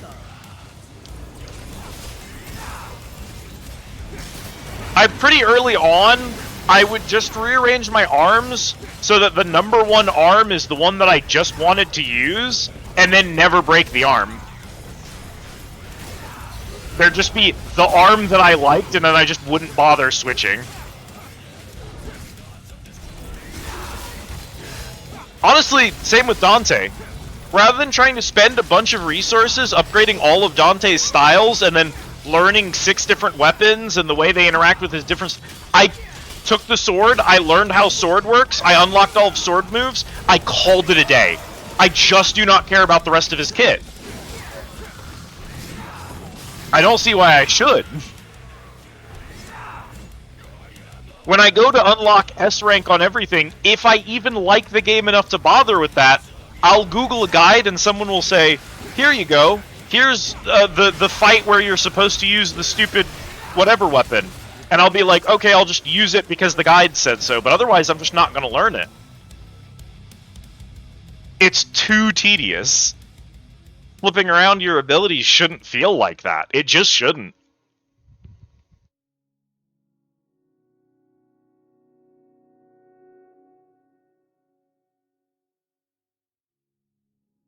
Also, the credits have better combat pacing than any of the levels do. Except for maybe that one where you're playing as, I think, Nero, and you're... Or, no, maybe it's V. It's the one where it's just like a bunch of circular rooms, and you drop through the middle, and then it's another combat room, and it's just like 8 combat rooms in a row. That's the only level in the game that has good pacing. It's the only one. Excluding the missions that are just bosses, that is the only well-paced level until you reach the credits. Why? Level pacing is atrocious. No, really. The level of Dante when you're climbing up the tree at the very end to reach Virgil, I'd trade that level for the credit sequence, and that's pathetic. I don't want to give this game too many points for style. It makes the dweeby teenager inside of me really, really happy. No, the one before that. Or no, I think the shadow fights are part of that same level. Yeah, the shadow fights are not good, but I was mostly just thinking like navigating between the shadow fights is so poorly paced. You'll like walk into a room, the music won't kick on, there will be a single Reaper dude standing in the room alone, and then when you kill him, you have like 3 platforms to hop, and each one you land on spawns one more dude who also doesn't trigger a fight and also doesn't start up the music, and it's like, why are you wasting my time with this? This game is so time-wasty. I want to give this game style points. If you were on hard, if I was on hard, then a single non-combat situation with 3 generic dudes is an even larger waste of my time.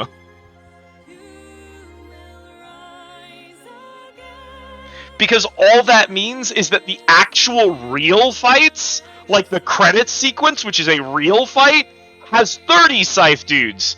And therefore, any fight with 3 Scythe dudes is a waste of my time. So every fight that isn't the end credit sequence is a waste of my time. Because there's not enough happening at any point in the game until the credit sequence. And then finally the game gets good. During the credits. I cannot stress to you how much I did not like the gameplay. I'm still thinking about the 17 Urzen fights. I can't possibly forgive this game for 17 Urzen fights. I can't. This game is the This is the negative version of Yakuza 0. Urizen is just the actual, like, put some ums in your beat 'em up. Put some beat in your beat 'em up. Put some pace to my combat. Combat is so slow and boring. Chat. Literally, just go back. Go back to... Yeah, Kuze with the character subtracted. Kuze with the drama missing. Kuze with no one-liners. Oh, Mara knew the whole time, Bull. He was just busy for most of the stream. No, chat. Listen to me.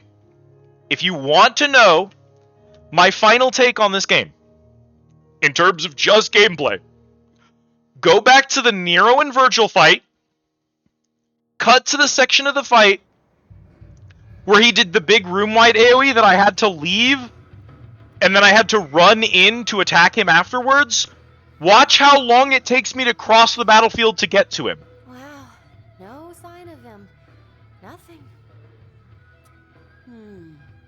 Just watch that. Then can I have this office?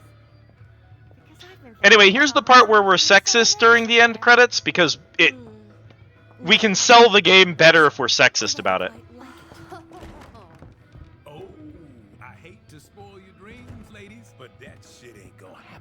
What do you mean, Morrison? See, there's this deed to this place, and I have it. Why do you? Clever little devil came to see me right before his last job. Said something like, so, dearest friend, I know you'll keep this safe because them crazy bitches. Did I say crazy bitches? I'm sorry, I meant ladies. Anyway, the rest of the story is not important. You get the gist. Yeah, I'll shoot you a DM. What is important is I have a job for you two.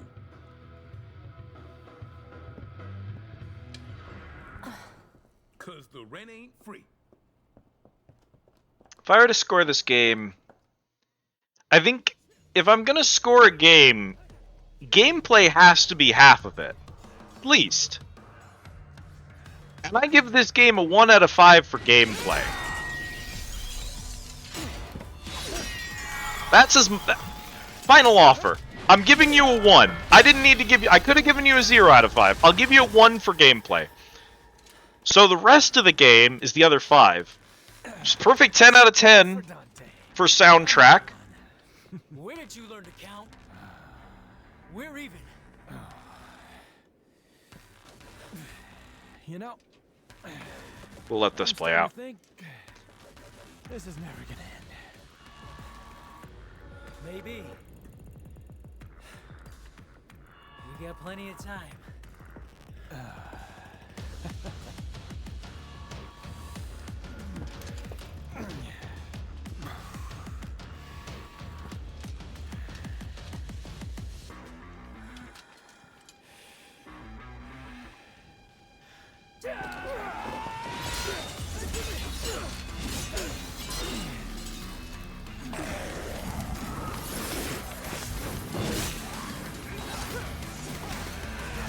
Don't you dare say it's a jackpot!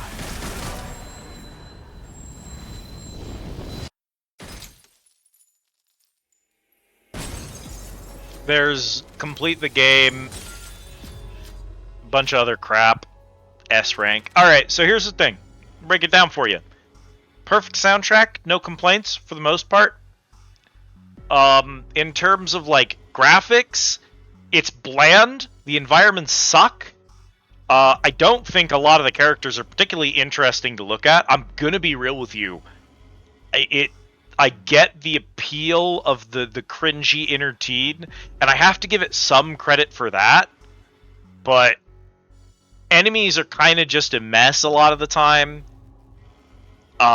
Some of the characters are really just not doing anything for me. Visually, a lot of combat is just a blur. I know what's happening because I know what buttons I'm pushing, but visually it's just kind of a mess. I don't think I can give it credit for that. I can give it a literal 0 for pacing. The story and the writing are kind of dog shit. When it comes to the, what do you call it? What was that scene? The you can cry, devils do cry bit at the end? It's so wildly forced for a game that has been doing this for 5 straight games to try to make a joke out of Devil May Cry. And the whole scene is so wildly forced that actors don't really know what they're doing in the shot. The camera doesn't know what it's doing in the shot. The dialogue doesn't know what it's doing in the shot. It's just a mess. And that's what every interaction feels like. Every so often you'll have Dante say like a banger one-liner. Or you'll have Virgil say like a banger one-liner. Those are broken clocks twice a day. The rest of the dialogue is just garbage. The game is wildly sexist. Just insane how poorly it treats the female cast. Just insane the way it treats them. I can't give it any credit for that. I can't give it credit for its plot because here's the thing. There are 0 arcs in this game. None. There's none. I'm sorry. There are no complete arcs.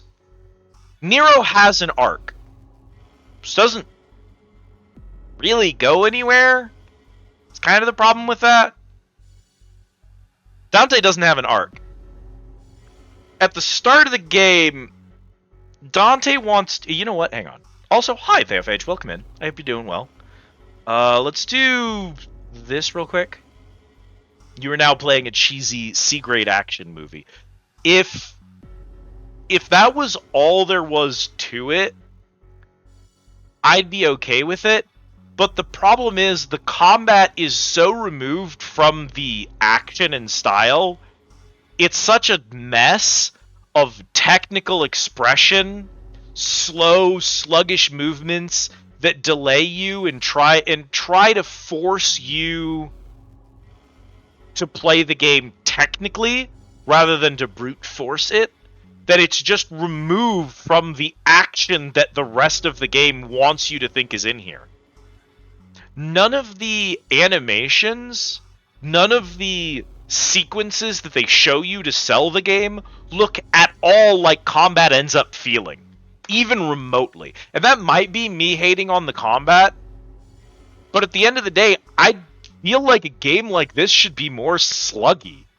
It should be faster paced. Again, you want my full, total opinion of how combat in this game made me feel? Go to the Virgil fight. Watch when I leave the arena to get outside of his explosion. Watch me walking back in to target him afterwards. Look at how long it takes the boss to do anything. Look at how long it takes me to get in. The speed at which I RP walked back into the fight is pathetic.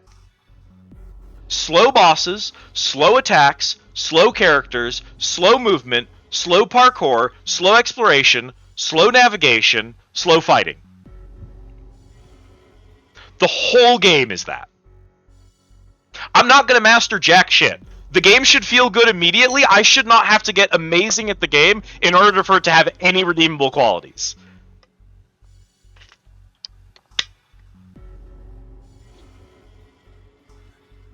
It's one thing where it's like there's a skill issue, but the problem is the game isn't really asking anything out of me.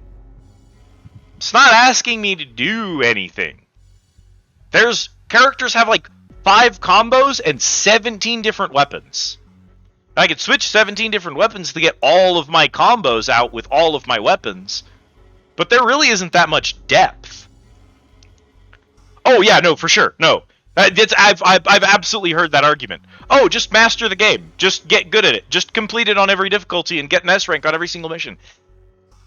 I can tell you right now, I'm not 12 years old.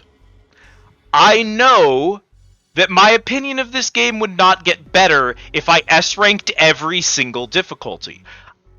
I just know myself better than that. I've played enough video games. I'm aware of what my opinion of the game would be if I took the time to master it. It's obnoxious. I've made this argument. We discussed this last time.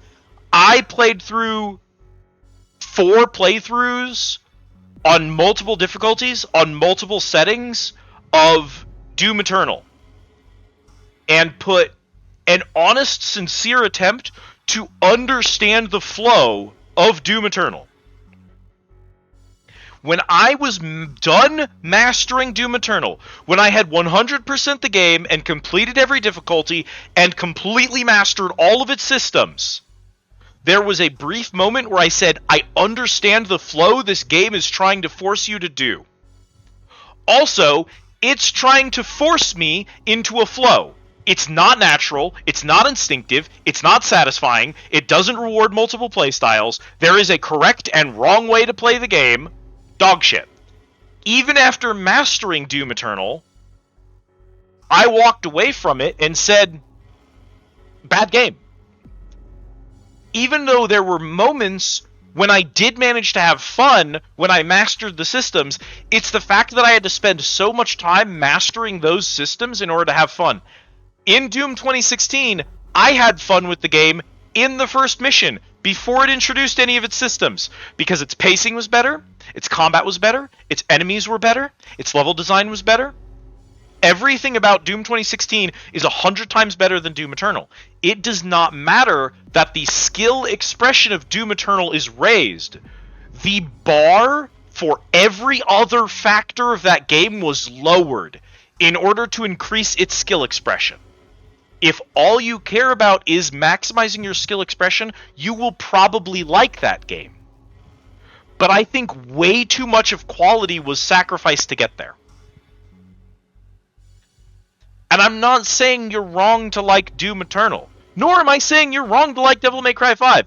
Look, we're not at the end of the rant yet, but I'm going to spoil the ending of this. I liked this game. I know what you're thinking. I know what you're thinking right now. Squid, there's no way you liked this game. You gave it a -1 out of 10. No, really, I enjoyed Devil May Cry 5. I know I'm shit-talking it. I did enjoy it. but I enjoyed it in spite of itself, not because of itself. Thank you for the care package, Autumn. Cam, I'm glad you get it. A lot of people like Eternal a lot more than the original game. Man, I don't get it. 2016 is such a better experience overall. I just do not. Eternal has more, like, key jingling. I know Eternal has more key jingling, but I don't think it's slower paced. So I don't think it's just people. It's not that Eternal is more popular because people have smaller attention spans, and I know that's not why Devil May Cry is popular. Idiots and people with short attention spans will not enjoy Devil May Cry. You have to be a gigabrain in order to like a game like this, because this game is dense. It asks so much of you at the end. I don't get why I would put in the effort to reach that when there are games that I don't need to put in all of that effort to enjoy. No. People just talking about the campaign absolutely like Eternal more. The multiplayer mode is definitely better in Eternal. I wouldn't even argue that. If someone is like, "Oh, I like playing Eternal more because I like the multiplayer mode," 100%. Yeah, no, Eternal had a much better multiplayer mode. But that's not what a lot of people talk about when they talk about Eternal. Yeah, I'm not even talking about, like, Mick Gordon getting... I could tell you that I hate Bethesda, and also y'all should be not buying Microsoft games because, like, the whole everything right now. But let's imagine we're in a magical world where these games came into existence without the torture and wage theft of developers, and all of the games are obtained freely through piracy when we talk about the quality of these games, right? Eternal is in that case still not good. 2016 had a couple of bosses. 2016 has 2 fights against the really big, tall dude. It's got the final boss, which is the spider boss. But most of the big fights in Eternal, or most of the big fights in 2016 are just big trash pulls. A lot of the bosses in that game are like your first encounter with the angry ladies. Your first encounter with the Archbaron, and then it's like 10 Archbarons becomes the next boss, right? 2016 gives you the robot dude on the hover platform, and then the hover platform dude, he's a boss the first time you fight him, and then he's just in the next room. There's 4 of them. How could that boss fight have been interesting if the next room had 4 of them in a group of trash mobs? It doesn't make sense. And he's tedious to deal with. You specifically have to have a specific type of weapon ammo to deal with him. If you're out of energy weapon ammo, he's just automatically awful, right? The Doom Hunters. And then, you know, the fallen ones? The axe wielders. Those guys, every single one of them is the worst pace derailing enemy of all time. Those guys are so tedious to kill. I've watched what it looks like for a very serious, experienced, professional player to take one of those down. It's just a waste of the player's time. There's just no excuse for how badly designed they are. The game's quality plummets whenever a Marauder is present in a fight. Doom Hunters and Marauders are wildly derailing, and I just can't respect them because they're introduced in these cool moments where it's like you versus a Marauder, and the Marauder is supposed to be a big deal, and he gets an HP bar, and then he's just a dude. No, yeah, absolutely, Cat. Oh my god, it does. I couldn't beat I could not play the DLC because I had just finished getting 100% of the main game, and I was like, well, that's the Platinum Trophy, so I don't need the trophies from the DLC, but I'll play through it, and if I'm at least having a good time, maybe I'll get all the trophies for the DLC too. And I did. I walked into the DLC and I said, no, this is so unfun, I'm good. And I moved on with my life. And I uninstalled the game. It just baffling. But people loved it. People loved Eternal. I don't get it. If you loved Eternal, cool. I'm not telling you to hate it. I will never tell someone to hate a game. Don't tell me Eternal's better than 2016. I'm sorry, you're factually wrong. I do not at all mind if you like Eternal more, but it is just a worse game. Just from an objective perspective. That's the nice thing about subjectivity. You can like things that aren't good. You don't even have to analyze them. If you like Devil May Cry 5, you do not have to defend it against me. You do not have to tell me why you think Devil May Cry 5 is a perfect game. You can disagree with me at some kind of intrinsic level because you enjoy it, and I'm okay with that. Me, I like dissecting games and finding out what I do and do not like about them. That's why we have a Squid Rant command. That's why we have an asset for it. I'm letting you all know when you see that Squid Rant, I'm just dissecting a game because I feel like it. Because I enjoy doing this. I'm not trying to make you feel bad for liking it. I liked Devil May Cry. Honestly, legit, right now, chat, I'm seriously considering playing through it more. I don't think I'm ever going to 100% it, because I really don't want to see what the maximum difficulty of this game looks like, skill-wise.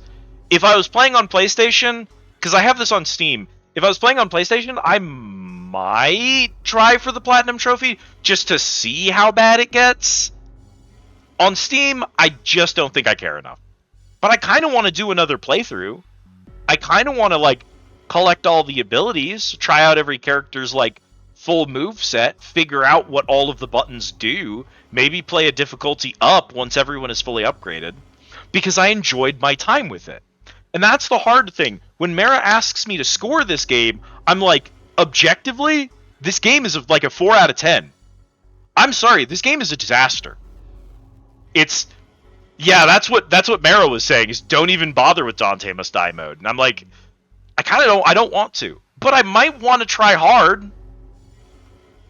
I might just move up one difficulty and see it. But yeah, no, Mara asks me, score-wise, I'm like, 4 out of 10. That's not fair. Because I had more fun with this game than other games that I can objectively rate a 7 out of 10. Breath of the Wild.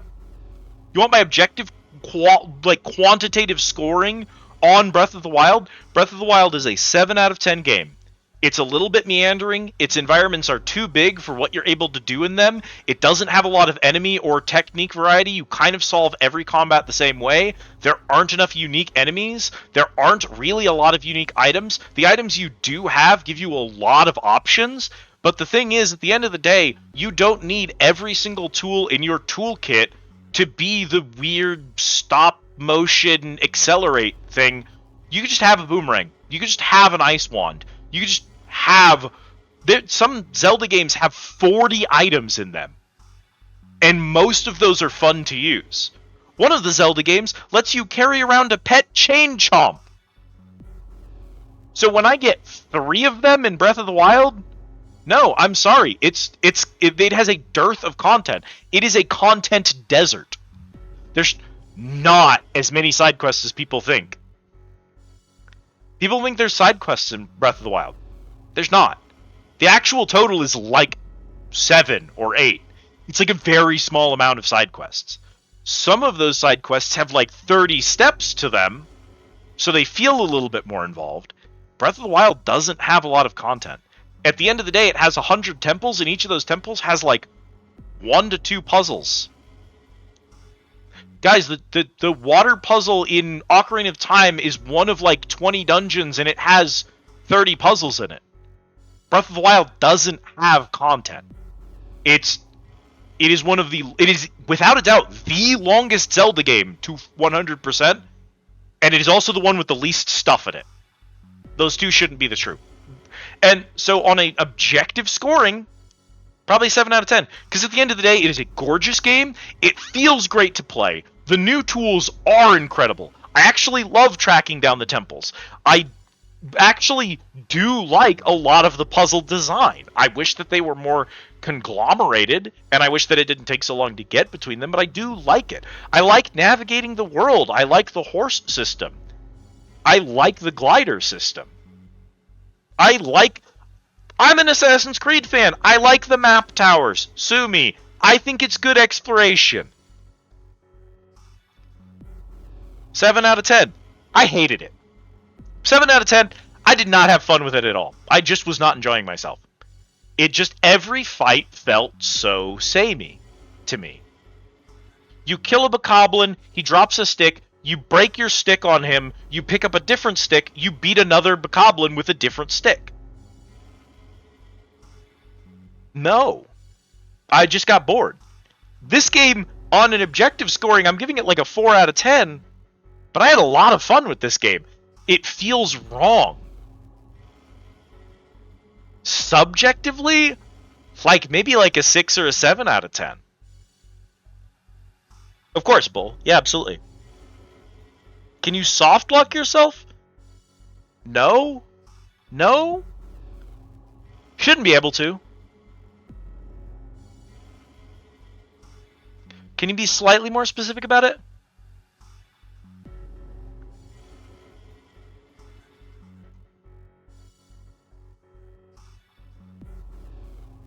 Oh,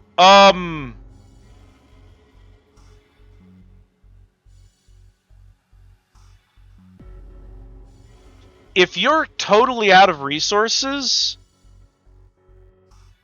and you've saved with no resources left and you don't have an earlier save, it's possible.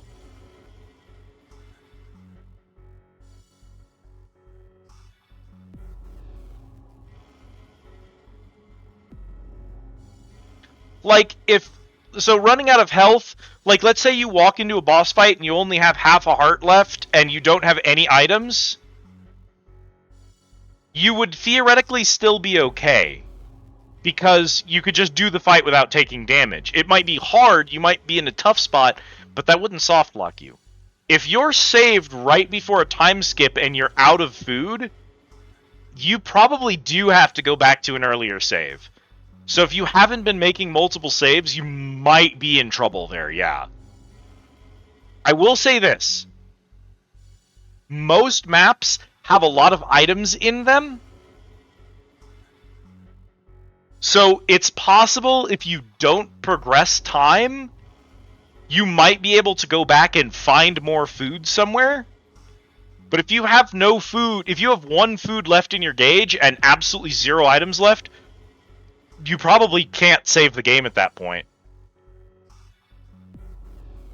The problem, Kat, is that if you're halfway through the game, because it is a story-based game, that is a form of soft lock. It's considered the most horrifying type of soft lock.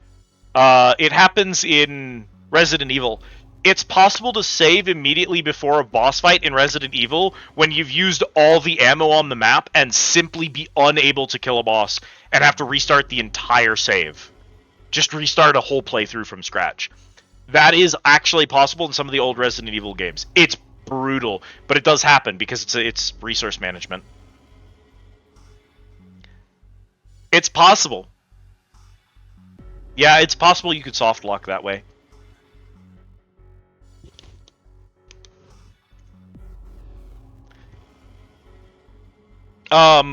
Anyway,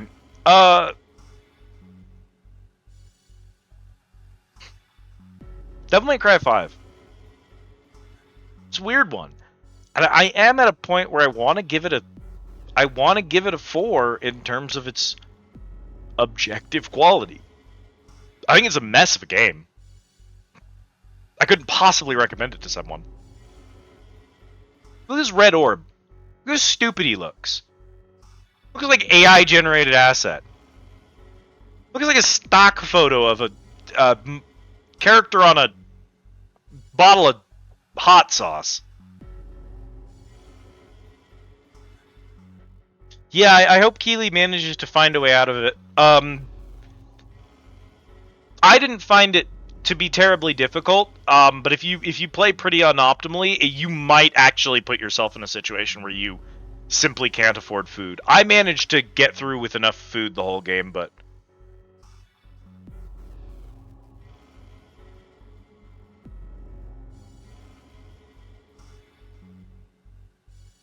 It's a little bit harder in the first couple of days. You just have to make sure to save all of the food that you get until you need it, and like... I command this particular drop of hot sauce. He looks like that, right? Tell me he doesn't look like that. Come on. You can do better. 0 out of 10. It's the first witching hour. Okay, yeah, that may be a restart.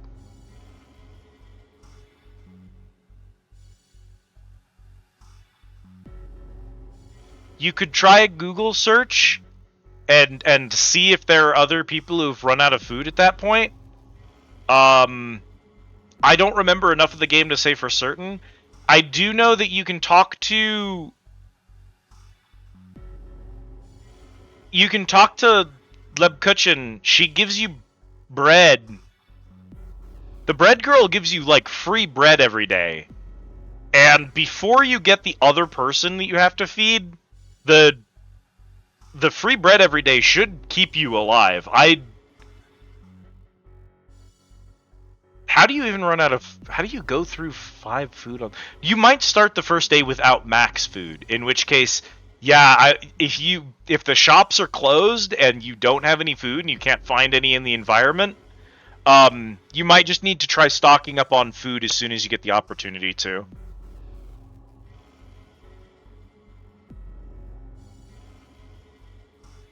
For what it's worth, if you've just played through it, skipping cutscenes, you'll very, very quickly catch back up. So, at the very least, if you're at the end of the game, that would be a brutal time to get stuck, but...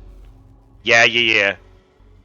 Important lesson learned is to always make sure you've got enough food. And you start to go through it pretty quickly towards the end, so...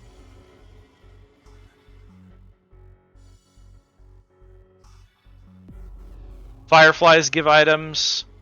There's quite a few ways to find stuff.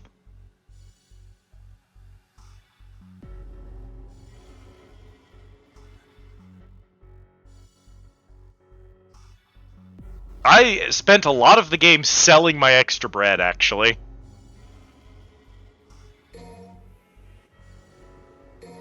Son of Sparta, Bloody Palace. You can now use Devil Bringer and Devil Trigger. Dante can equip Rebellion, Devil Sword Sparta, or Devil Sword Dante on Customize. In Nico's reports, the enemy reports have expanded to include photos capturing the moment of an enemy's defeat. Custom changes are now reflected on the title screen. The last costume you played with will be shown. No, you're fine. I'm happy to help.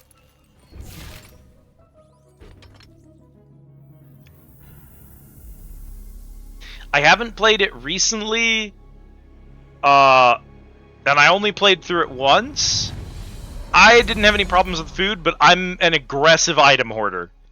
So, yeah, my advice would definitely be to, like, search every corner, interact with every NPC you can, and make sure to buy food a lot early on.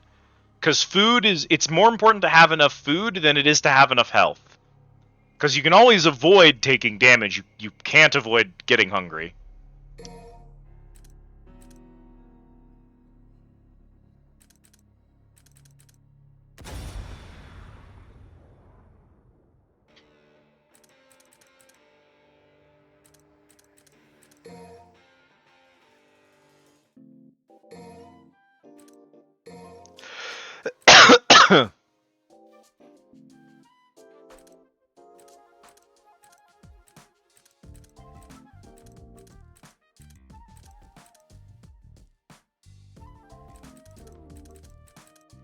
Scudo-Angelo, Proto-Angelo, Baphomet,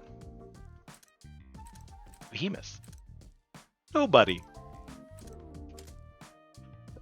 Qliphoth roots, Goliath, Artemis, Nidhogg, Elder Garian Knight, Cavalier Angelo, Gilgamesh, Scudo Angelo, Proto Angelo, Nobody, Mirage Goliath, Mirage Artemis, Miragio Angelo, Malphus, King Cerberus, Urizen, Urizen Mission 8, Urizen Mission 17, Virgil.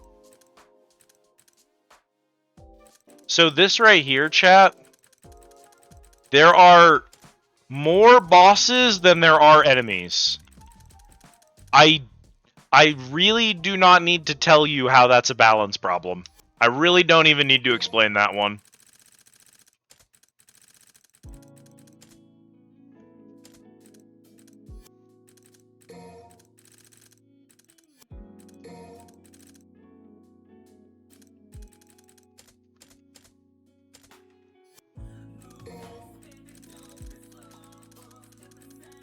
Is this easy listening Devil Trigger in the background?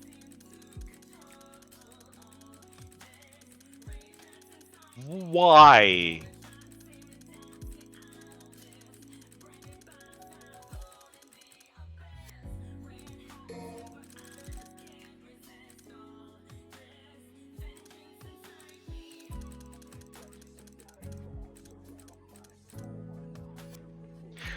For what it's worth, Kat, when you beat the game, you unlock Virgil mode. So a lot of these are probably just telling you how to play as Virgil.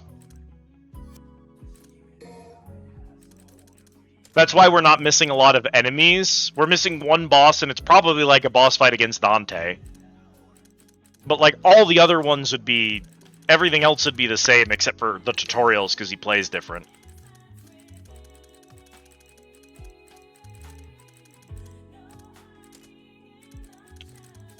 Anymore.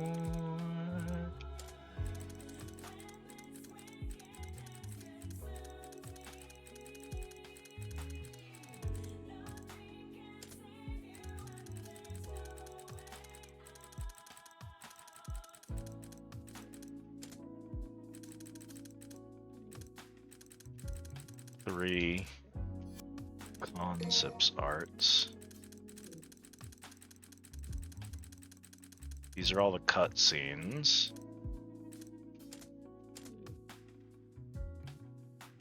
Story EX.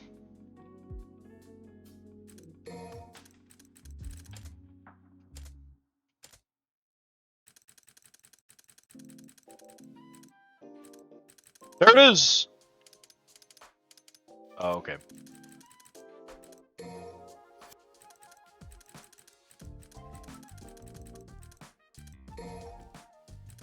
Oh, they're DLCs.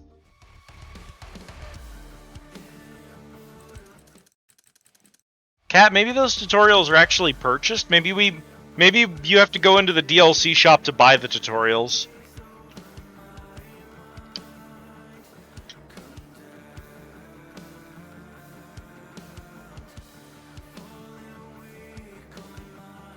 Think this will copyright strike me? I don't think it will. Let me do an let me cancel out Squant because I think we're good. I think I've made my piece.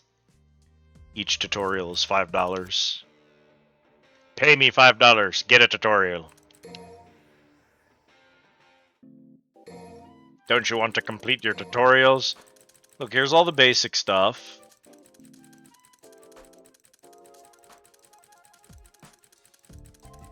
This is all Dante's crap.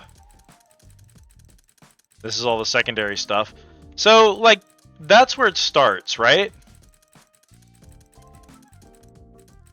It's only like a third. It's roughly a third of the reports are missing for tutorials.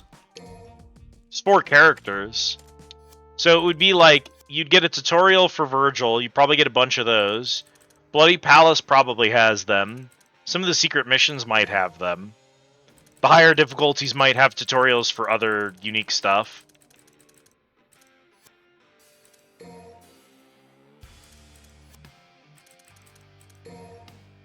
I go in here? So switch to Virgil. We would have to... Oh, good, it puts the rank next to it. Okay. So we've got Son of Sparta. You'll have to be stylish to survive this mode. A mode for veterans of the Devil May Cry series.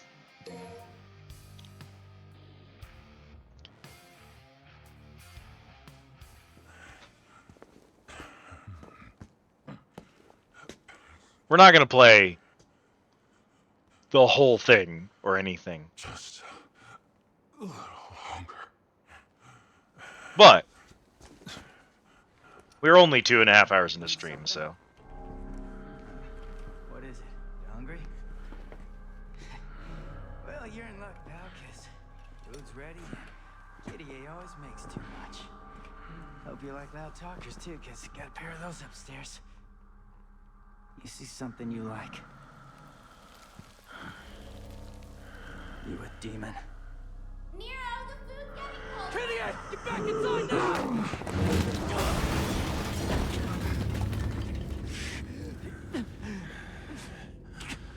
I'm taking this back.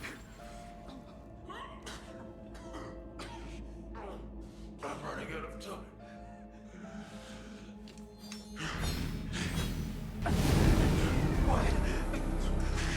Wait!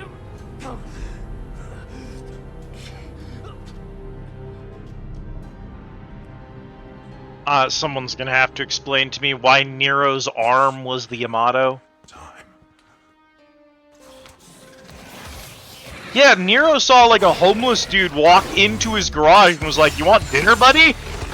We got dinner ready. You're welcome to join us." Nero's just a cool dude.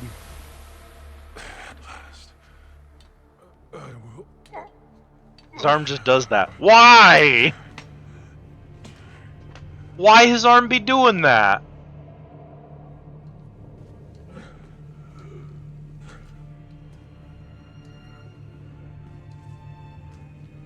I'm pretty sure Nero was already alive and a person before...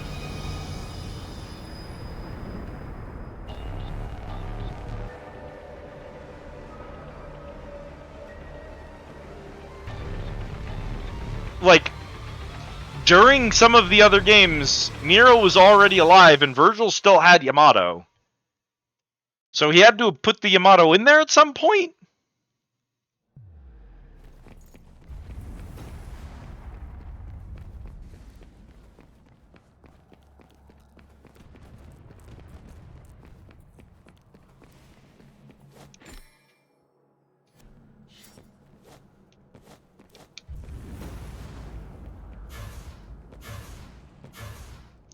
Why does it go straight up? Folds your arm 100 times.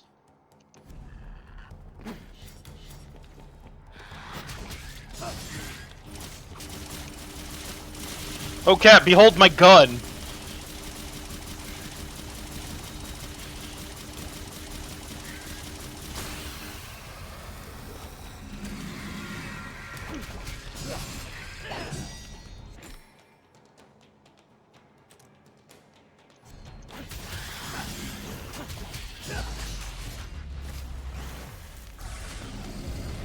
I didn't even kill the other enemy, he just disintegrated.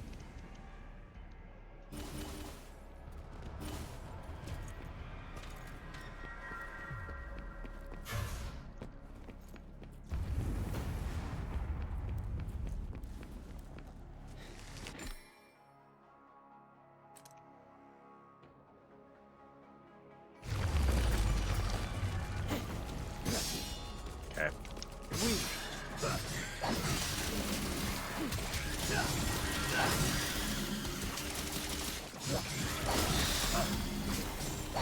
Yet another game that is most optimally played by pressing Y and X at the same time.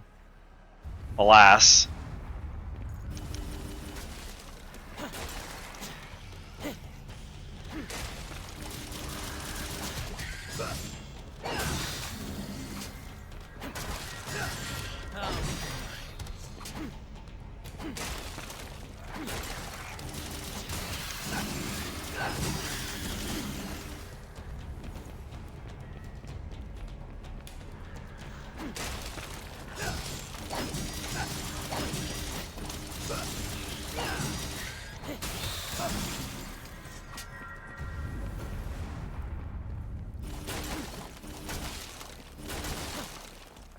Those don't appear to drop anything. They're just decorative.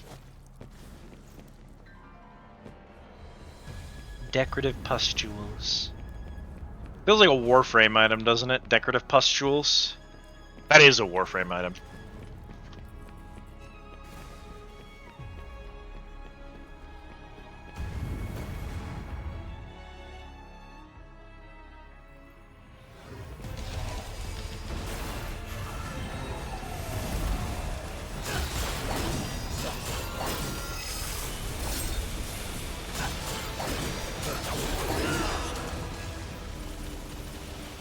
Hey, Cat, you wanted to do this, right?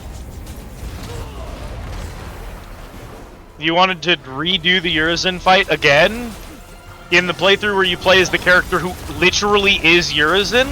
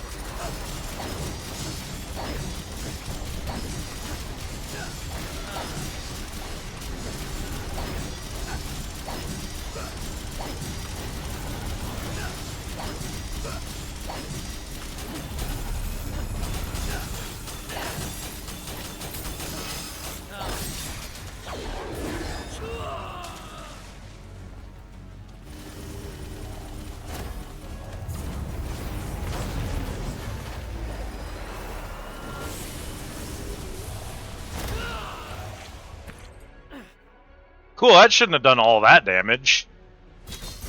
I totally should have won that fight. I guess that it just decided I was done. Okay. Hey, Mira. No, Rhyme, that's not a boss fight. It's supposed to be a scripted loss. It's possible to kill the boss by brute forcing it, but it's supposed to be a loss. I should have game overed because I died, but no, I completed the level. Also, apparently Virgil mode is...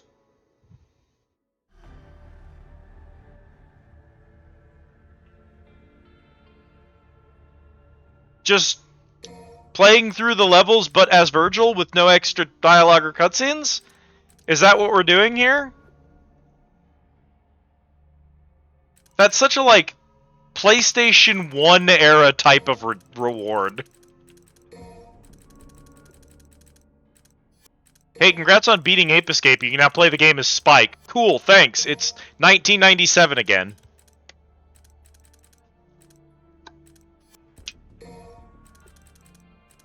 It's not that I necessarily expected them to make an entire second game, but it is just really odd to imagine me doing the Urizen fight 9 times as Urizen, you know what I mean? That's a really weird ask.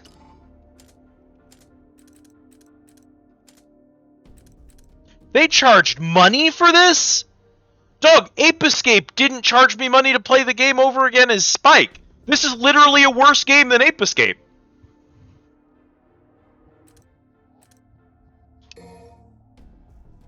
Remember, chat, you have to spend money to be able to walk better.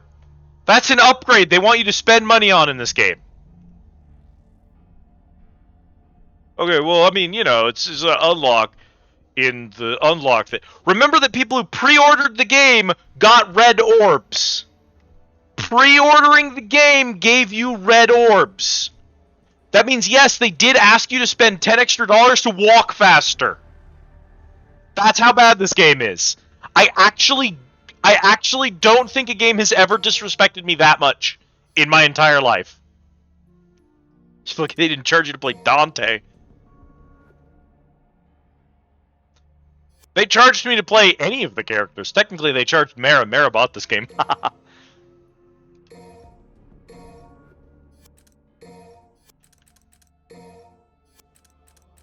Mirage Blade 2. Mirage Edge and Mirage Blade are different. Okay. It is distinctly Capcom of them. It's so much worse than... Like, Monster Hunter is bad, but this game is really awful.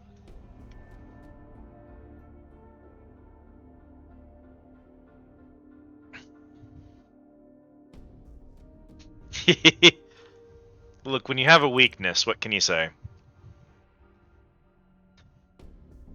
Am I done? Am I done? I might be done. You might be cooked, chat. I don't think we're going to play through the entire game again as Virgil right at this very moment. It feels odd to end a stream at like 2.5 hours, but, I mean... Hey, we beat Devil May Cry! No, at 100%. See, I don't know to what degree Capcom ruined this game. I can safely say that Capcom wasn't responsible for the story, the gameplay, the gross over-sexualization of women, any of the other problems I had. If you want me to look at this right here, and you want to say, okay, actually, a lot of these abilities could probably have been starting abilities, and they probably would have just given you, like, a dodge, or the block button, or run good as, like, defaults if Capcom didn't want a microtransaction. I actually believe that. That makes sense to me. 100%. But unfortunately, the bad upgrade system isn't any of the reasons I docked points from this game. So I can't give them points back just because Capcom is to blame. Because the Capcom problems aren't the things that made me take off points. I did not take off points for the DLCs. I didn't take off points for the aggressive... Mara, this is my favorite one. We were laughing about this just before you came back. I'll show you this one. So this, I didn't take any points off for this. I did not hold this against them. This is the gallery. This is where you store all of your unlocks. This is where you find all of your enemy reports. This is where you see all of the bosses. This is where you unlock all of the art. This is the kind of thing I would like to complete. This is the type of thing I'd like to finish. Fuck S rank on every single chapter, on every single difficulty. If I wanted to complete this game, complete it, not 100% it, just complete it, this is the kind of thing I would have interest in. Here's the problem. These are DLC. Yeah, the gallery has DLC in it. That pisses me off.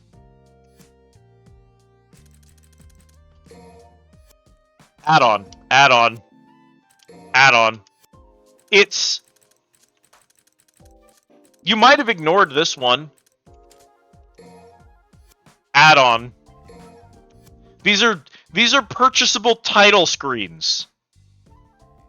Purchasable title screens.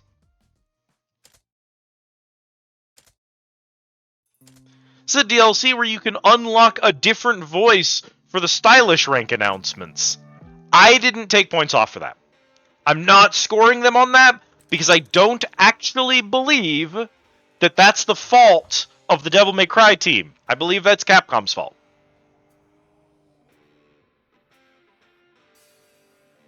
Earlier, Mara, my takeaway is, I think on an objective measure of quality, I score this game as a 4 out of 10. And the reason that's hard for me to say is that I don't think it deserves that low of a score. I think that's a fair, honest, objective assessment of the quality of this game. But the problem is, I gave Breath of the Wild a 7 out of 10, and I hated every second I spent playing Breath of the Wild. I liked this game. I enjoyed playing this game. When I finished this game, my thoughts were, I kind of want to play Virgil mode. I kind of want to try it on hard. I certainly don't want to 100% it. I did not enjoy this game enough to find out what Son of Sparta mode looks like. Not interested. But I kind of want to play through it on Devil Hunter. There's a part of me that wants to play through it more. So it's weird for me to give this game a 4 out of 10, knowing that there are 7 out of 10 games that I absolutely hated.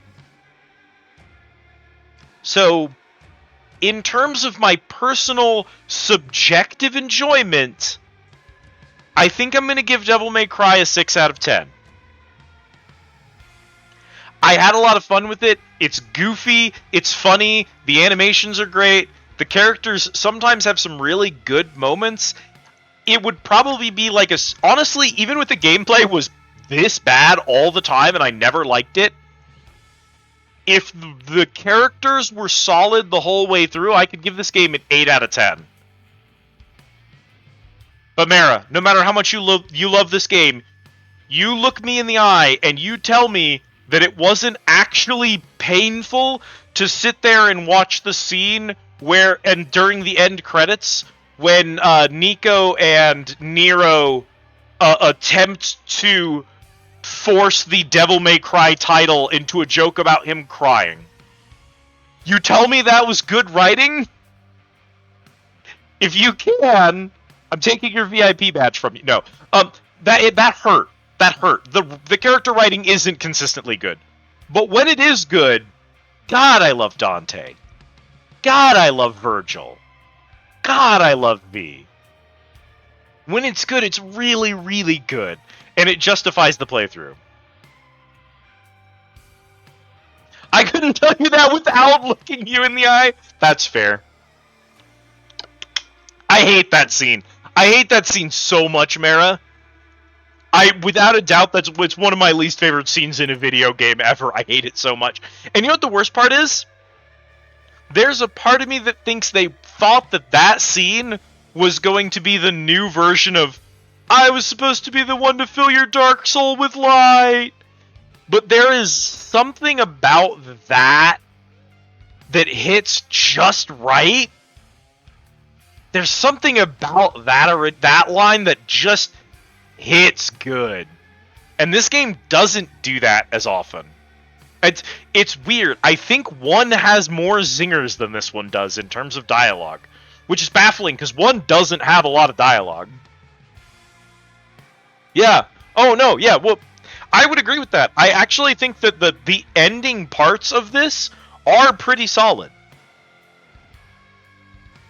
Like, I was complaining about Nero's motivations. I guess you weren't here for that. I thought it was really kind of stupid for Nero to step in between Dante and Virgil and be like, I'm gonna save both of you, and you'll stop fighting, because there are bigger things here. I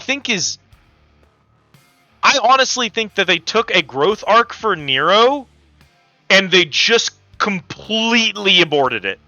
They just sacrificed an entire growth arc for Nero for, like, yeah, him unlocking his Devil Trigger should have been a big thing.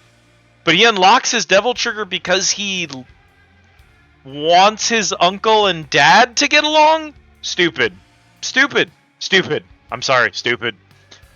But I do like a lot of the ending scenes with Dante and Virgil.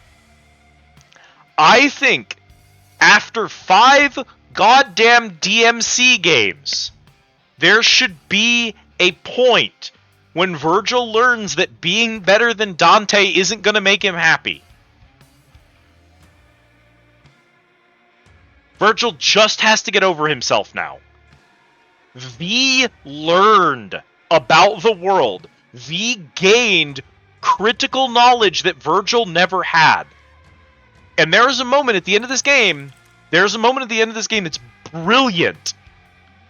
Because at the end of this game, there is a moment where Virgil says, I can do this on my own, and tries to walk away. And Dante says, but you don't have to, you need someone to look after you. Dante offers Virgil the thing he didn't think he was allowed to have, which is someone to care about him. He offers him the thing that he's been wanting, that he would never admit to wanting, which is someone who's there for him. And V knows that's what he's wanted the whole time. I think that needs to be a turning point for Virgil. I don't think he needs to immediately forgive Dante. I think the Devil May Cry 6 could have the two of them beating the shit out of each other and I'd be okay with it. But Virgil needs to have a turning point. What I would see from this, if I was in charge of Devil May Cry 6, and my goal was to sell what's going on here, yeah, I'd do a Goku and Vegeta thing.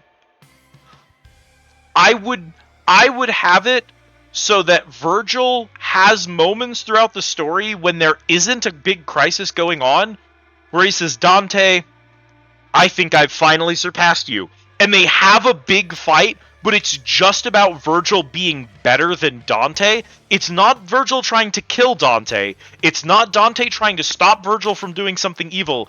It is two brothers who are having a dick measuring contest. Because at the end of this game, that's all it is. It's just a dick measuring contest. They don't gain anything from killing. Neither of them gains anything from killing the other anymore. And so it should just be the two of them constantly competing while they deal with bigger threats. And honestly, I think it's weird that for 5 straight games, our only threat has been Virgil. I think that's bad. I'm going to say it. I think that's bad. I think there are way bigger demons in hell than Virgil and Dante. And I think the fact that this game prides itself on being over the top and exaggerated and hammy and edgy and cool, it has no power scaling. It's just Dante and Virgil doing dick measuring contests, and I don't even think they even get any stronger. At the end of the day, Virgil's demon form ate that stupid fruit, and Dante beat the shit out of him with nothing special. Nero didn't interfere, he didn't have a cool power-up. No one considers DMC2 canon, so don't bring it up. Hey Aircool, how's it going? No, fair. I mean, he's not the whole villain every single time, but they've been fighting each other for like 5 games, right? For the entirety of 5 games, well, yeah, there's a big threat in 1, but if we're supposed to look at 1, and we're supposed to look at the games that come after it, and assume that Dante is stronger further into the series? Like, is this Dante not capable of everything that Dante and Devil May Cry 1 was capable of? Or is he powered down?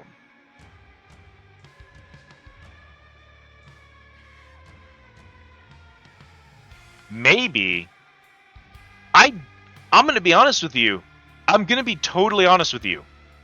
From what I've seen in the community of people who like Devil May Cry, I don't think that this game did enough to make people tired of Dante, nor did it do enough for people to want to spend money on a game about Nero. I don't think it did that. I know that's what would be best for the franchise, but they're not there. And maybe a game all about Nero is what it would take to do that. Maybe if it was just Nero, That might pull that off. Maybe. I'd like to see them try. I would like to see the next Devil May Cry game try to be something that isn't what the last 5 have felt like. For me, honestly, after playing this game, I want more of Dante and less of Nero. I'm sorry. But my final takeaway from this game is I want more Dante and less Nero. Maybe that's because I haven't played the other 4. Maybe it's just because I haven't had enough Dante yet. That's my take after only playing 5. Is I want more Dante and less Nero. I like Grandpa Dante. I like how tired of everything he is. Having him as a... Now, here's the thing. You could make Devil May Cry 6 all about Nero and just have Dante be in it the whole time and have Dante get all of his one-liners and have like a playable Dante mode when you beat Nero's campaign, or do what you did in this one where you alternate, you know, Nero, Virgil, Dante as 3 playable characters.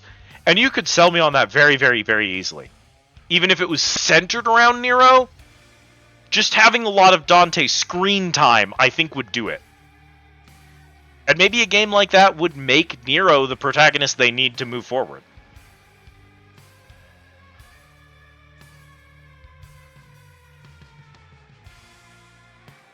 Maybe it's just me, but of the 2 games I've played Dante in, Devil May Cry 2 has the best Dante loop, because you shoot a gun and then enemies die, which makes it less like a beat-em-up and more like Halo, and therefore a better game.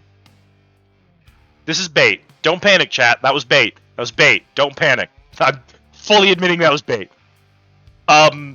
No, I do think that the combat in this game is just a mess of buttons, and I hear people talk about like the skill ceiling and the loop and the expression, and I'm gonna be honest, I'm not impressed with it.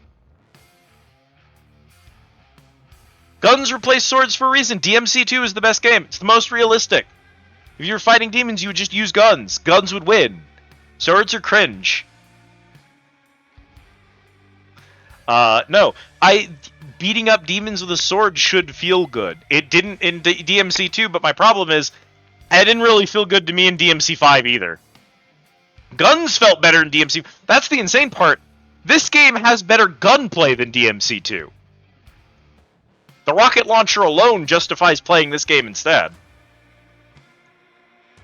I said DMC2 is better than DMC5 and my viewer count dropped by 4 people. I just thought I'd share that.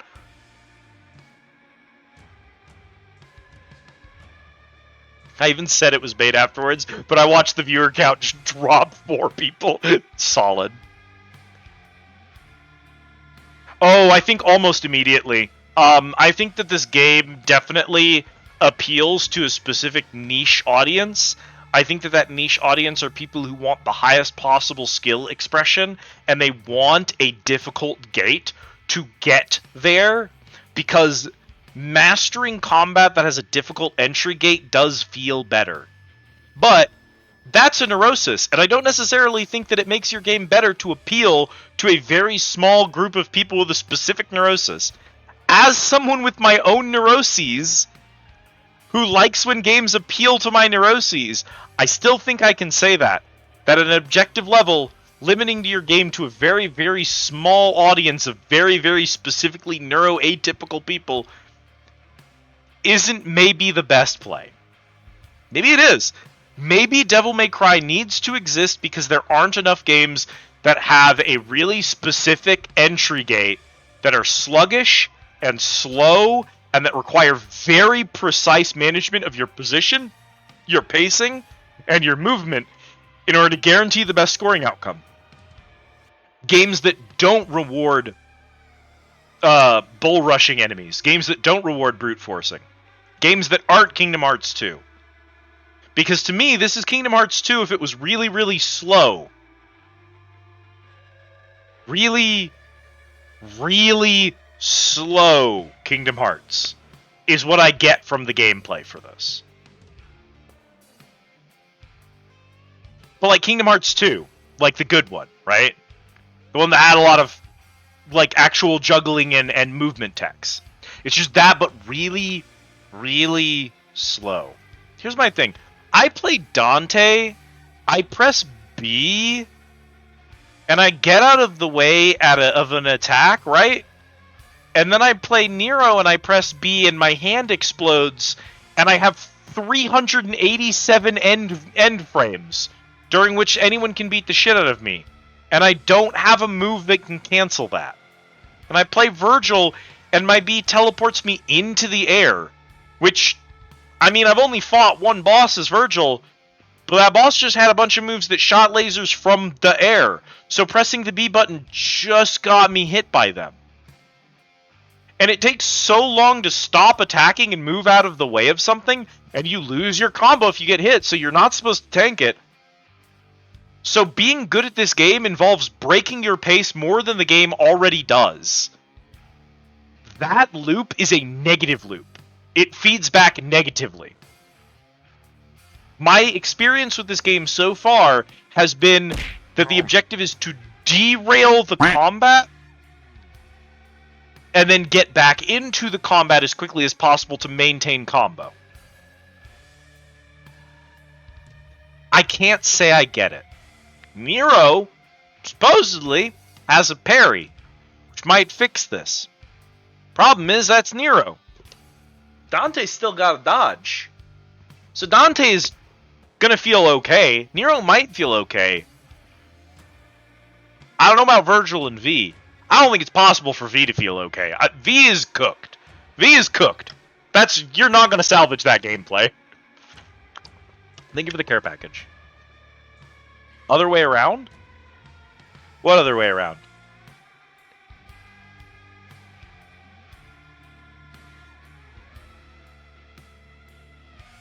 Yeah, V is just a mess. Dante is a... Why does the character with a real dodge have a parry? What? That doesn't make sense. Okay, never mind. Bad game. No redemption. It's okay.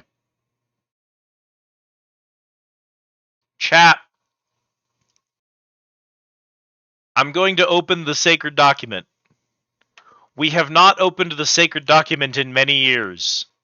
The last time we opened the sacred document was April 1st, 2025. Truly, it has been that long since we have opened the sacred document. What is the sacred document, I hear you asking? What secrets could be contained within? Chat. The sacred document is a Google Doc entitled Stream Games I Beat. It is a list of every game we have finished on stream, with the date and the level of completion. The last game we completed on stream, we rolled credits on Kirby the Forgotten Land on April 1st. For the first time in a month and a half, we finished a game and can remove it from our current playing list. We rolled credits on Devil May Cry, May 16th, 2025. Devil May 16th Cry. That's all I got for you, chat. I hope you enjoyed. I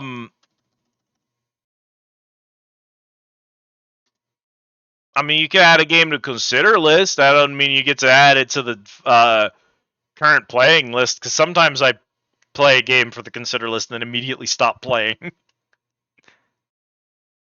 Some games we do not go back to.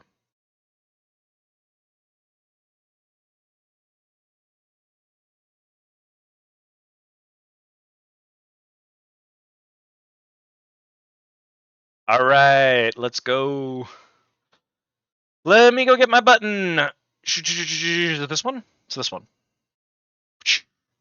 System Shock 2. The classic, right? Because that's what came with the thing. That thing, it came with the remaster of 1 and the classic of 1, as well as the classic of 2. So it actually has both versions of 1.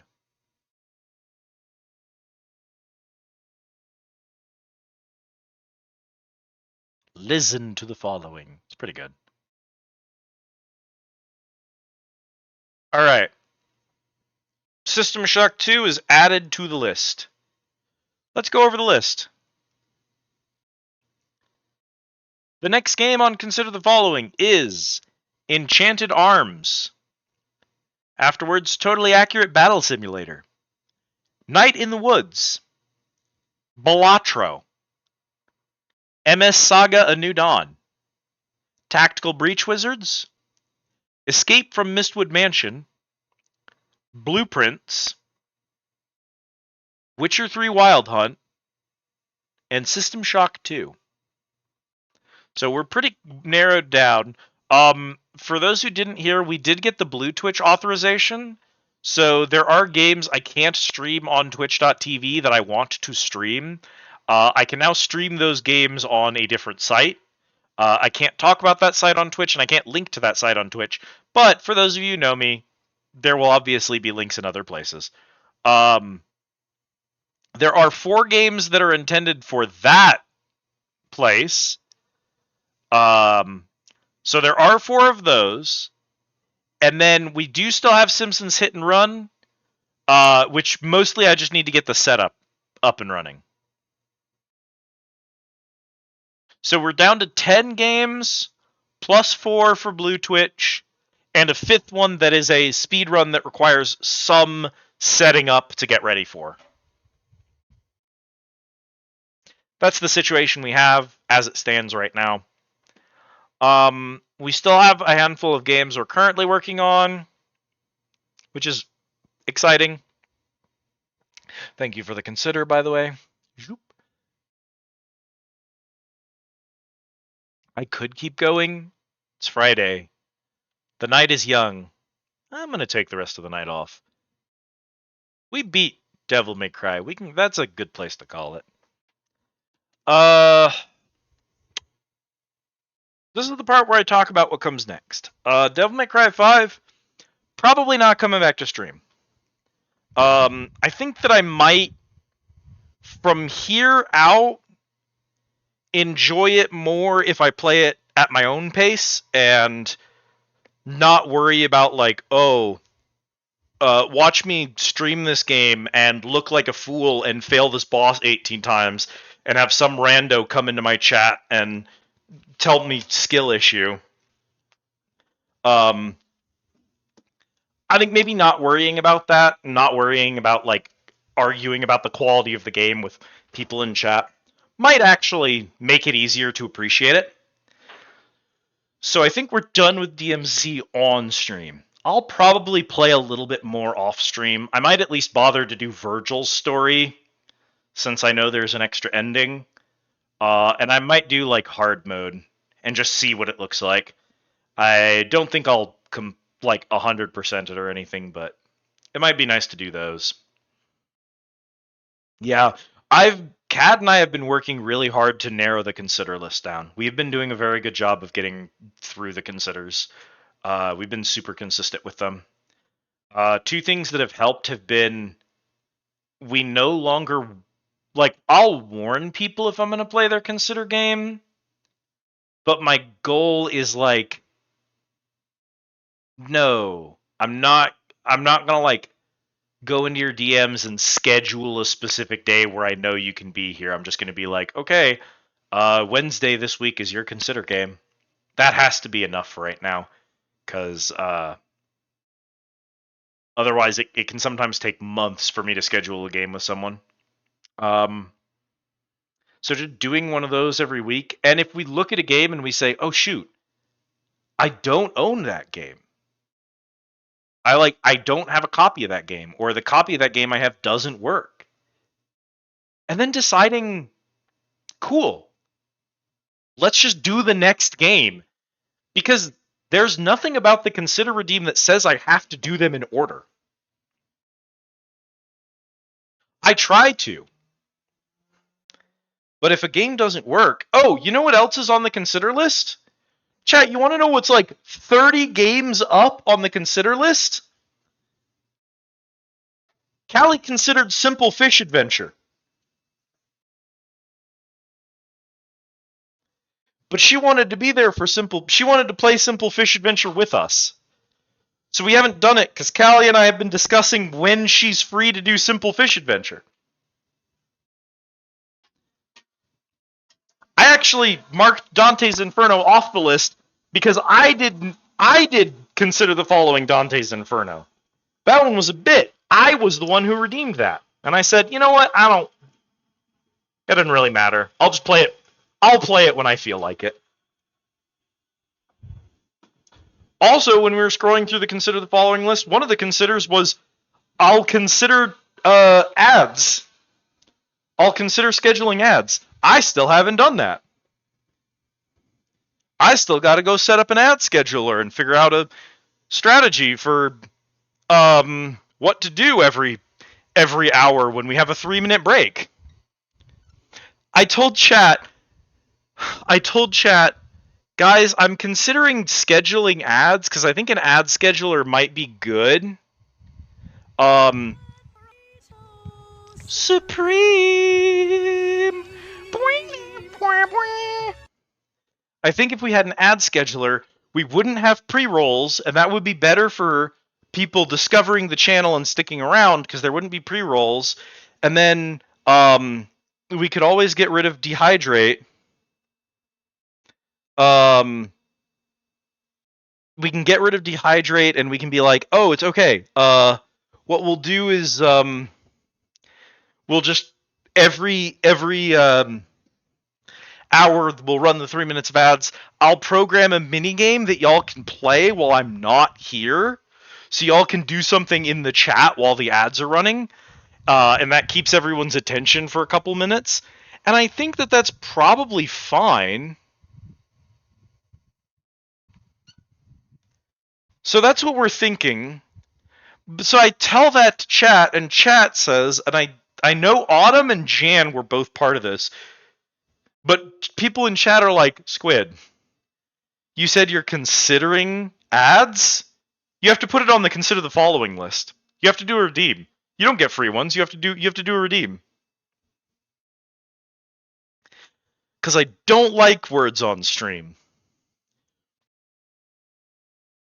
One of the problems with words on stream is that if you are watching an ad, you can't see the words on stream.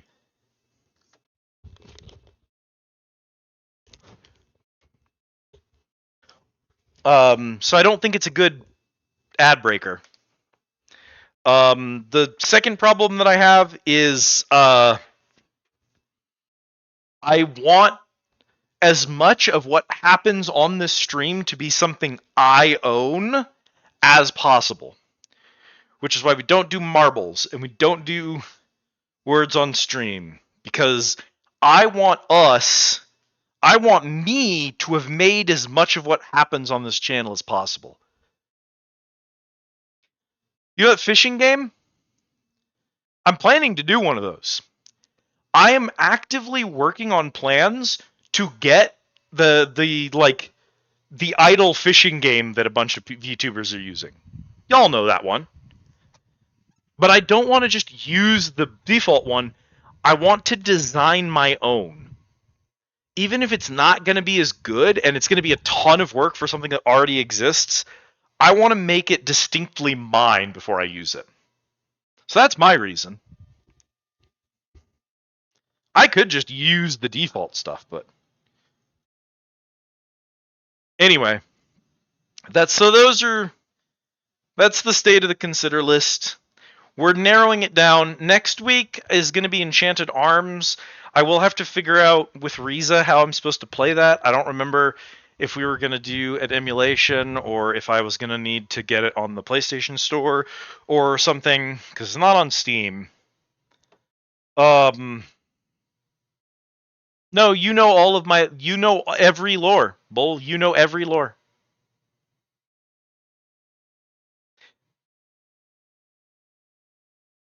It's already been explained. Every lore. All the lore. We explained all the lore today during stream, actually. I might take a day off next week. 2 reasons. The first reason is I went through the well, Bonnie's here. I went through all of my like viewer count stuff and I looked at it and I was like, does taking a day off affect my viewership literally at all? And it doesn't. Oh gosh. I talked to Bonnie about it and I was like, does it really matter if I take a day off? Oh boy. Hold up. That's what we're doing right now. I got the list open and everything. Bonnie was like, no. I don't think it would hurt to just take a day off. So I'm tired and burned out, and I need a day off here and there. And I have, as of today's stream,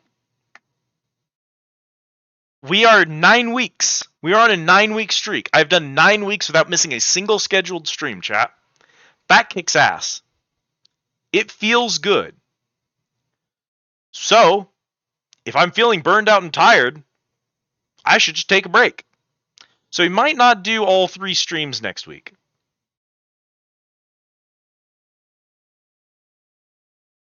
Yeah, if I posted a weekly schedule, that would be one thing, but I don't post a weekly schedule.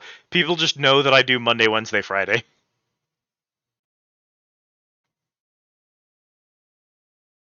I hugely respect the people who at the start of the week, they take a schedule that has all 7 days on it, and they just plug in the days that they are going to stream so that they don't, if they want to take a break, they just don't schedule a stream that day. That's nuts. See, Jan, who is here for literally every single stream, knows all about my schedule. See that? All right. We have the consider list. The consider list is open.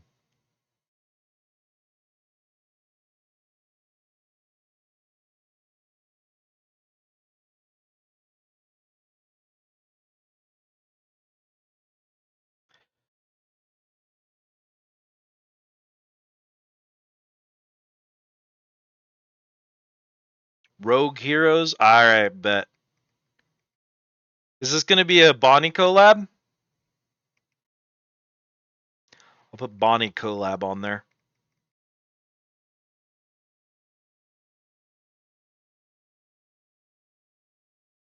Rogue Heroes. You're on the list, Jan.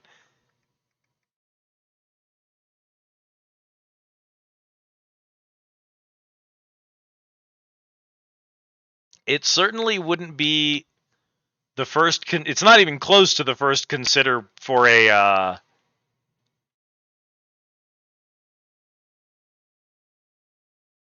collab. And as a matter of fact, one of my favorite examples of a consider, one of my favorite uses of the consider the following redeem, someone did consider the following, and their consider was play WoW hardcore mode with Keeley. Someone who wasn't Keeley made me consider a collab with Keeley on WoW, which is a bold use of the consider thing.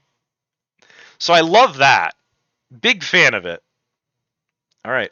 I already have access to Rogue Heroes because Bonnie bought it for me, I believe, for my birthday. So I don't have to wonder if I have access to that game. So there's nothing to check. It is added to the list. Still only 11 items on the list outside of the 6 outliers who I'm not worried about. I think 6 months ago we were at like 20. So we are plowing through this list. And if we just stay on it, we'll be caught up before you know it. And honestly, maybe we should never catch up on the consider list.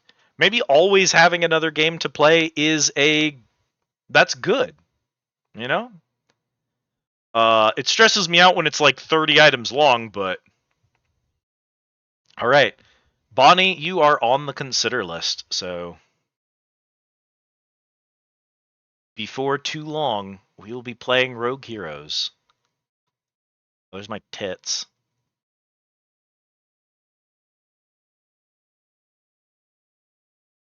It's just about always having content, you know? It's about me waking up on a stream day and saying, "Oh, I have 20 options for things I can do. I can just choose to do whatever I feel like doing today. I mean, the last time we checked in with him, Deadman had enough for 6? He pulled the trigger on one, so he might only have 5 now, but he might have actually had enough that he was up to 7. Because Deadman wanted a full revolver. For those of you who don't know, Deadman's considers are so infamous, we have a specific source just for when Deadman does them.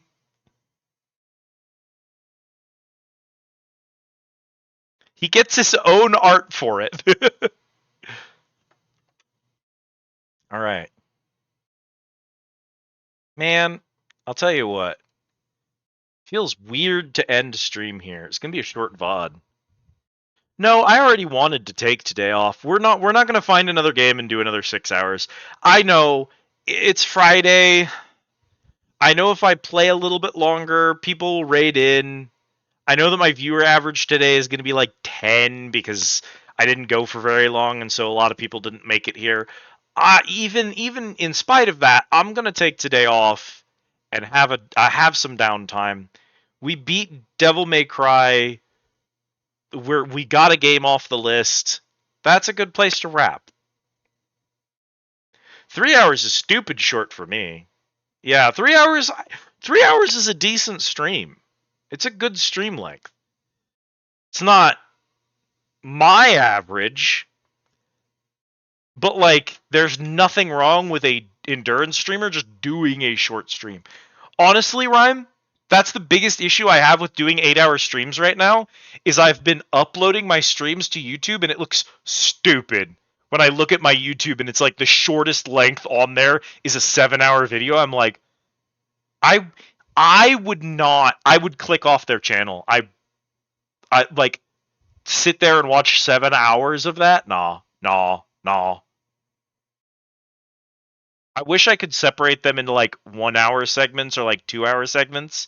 I have to do that manually. If you do the Twitch uploader, your only option is to split them into 15-minute segments.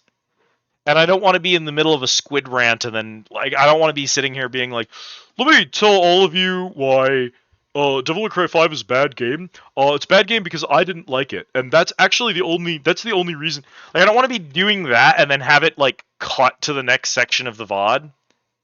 Also, I would hate for someone to look at my YouTube library and see 37 videos that are all episode 5 of Marvel Midnight Suns.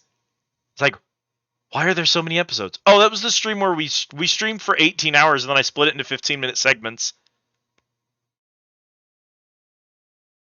Well, I wouldn't want to split it in the middle of nothing, so I would manually scroll my videos and split them myself, with just a lot of extra work. I already can't be trusted to upload my VODs after every stream. I keep forgetting.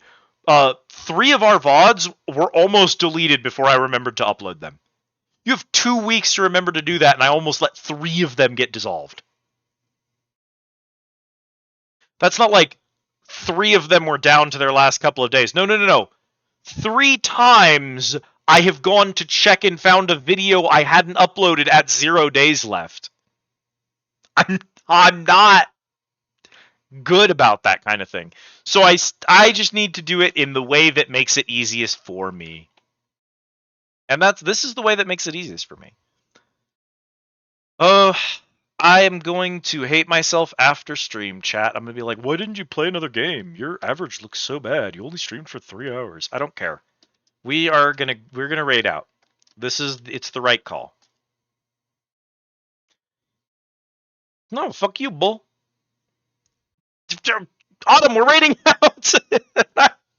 I went pee while we were ranting. Thank you, Autumn. I'll hydrate, and once we raid out, I'll go pee again. Yeah. Incredible. That redeem. Oh man. If I end up doing scheduled ads, I'm probably just going to get rid of Dehydrate. And if I get rid of Dehydrate, then I won't need to like revamp it, which is sad. Because I've always told myself that I need some kind of funny bit whenever that comes up, and I was just like, oh. I already banned all piss jokes from chat. I don't want to hate myself more, but I'll at least go look at his inventory. I think I have some ducats after the last one. Because he left and I continued farming ducats so that it wouldn't be so bad next time. I'll check. I'll see if he has anything. I guess I don't have too much planned this weekend. Anyway, we're raiding out. That's the Discord. If you drop into the Discord, you can get go live notifications. You can get funny memes. You can hang out and chat with us when we're not on stream, and that's cool. The next stream should be Monday. There's a really good chance I'm going to call it on Monday and take Monday off. I would love to take Monday off, so I might do that. No guarantees. I might wake up Monday morning and be like, man, I am so excited to go play RoboCop today. I don't know. But if I don't wake up in that mood, I'm just going to take the day off. So, in which case, next stream is Wednesday. And on Wednesday, we're going to try to do Enchanted Arms if I could get it set up. Thank you all so much for watching and hanging out. Thank you, Bonnie. Thank you, Kit. Thank you, Bull. Thank you, Mara, Autumn, Rhyme. Thank you all so much for being here and supporting me and listening to me ramble about Devil May Cry for 3 hours and dumping Baja Blast on my head. I'm trans now. Those Baja Blasts are now funnier. Oh my god. A burrito. I could go for a burrito right now. What if I put Blahaj into the Dihydrate Redeem? So it was Baja Blasts and Blahaj. Blahaj Blast. Be funny. Be funny. It's aquatic themed. We should have a shark somewhere on stream. It's a good bit. We're gonna have to do that. I'll figure something out. These are raid messages. You're gonna grab these raid messages. That's just the word unsub, you dongle. These are your raid messages. If you copy those raid messages and drop them into our raid targets chat, they will make me feel good. They will make our raid target feel good. Oh man. You know what? Hang on. All right. No, you're right. You're right, chat. You're right. You were so right to call me out for this.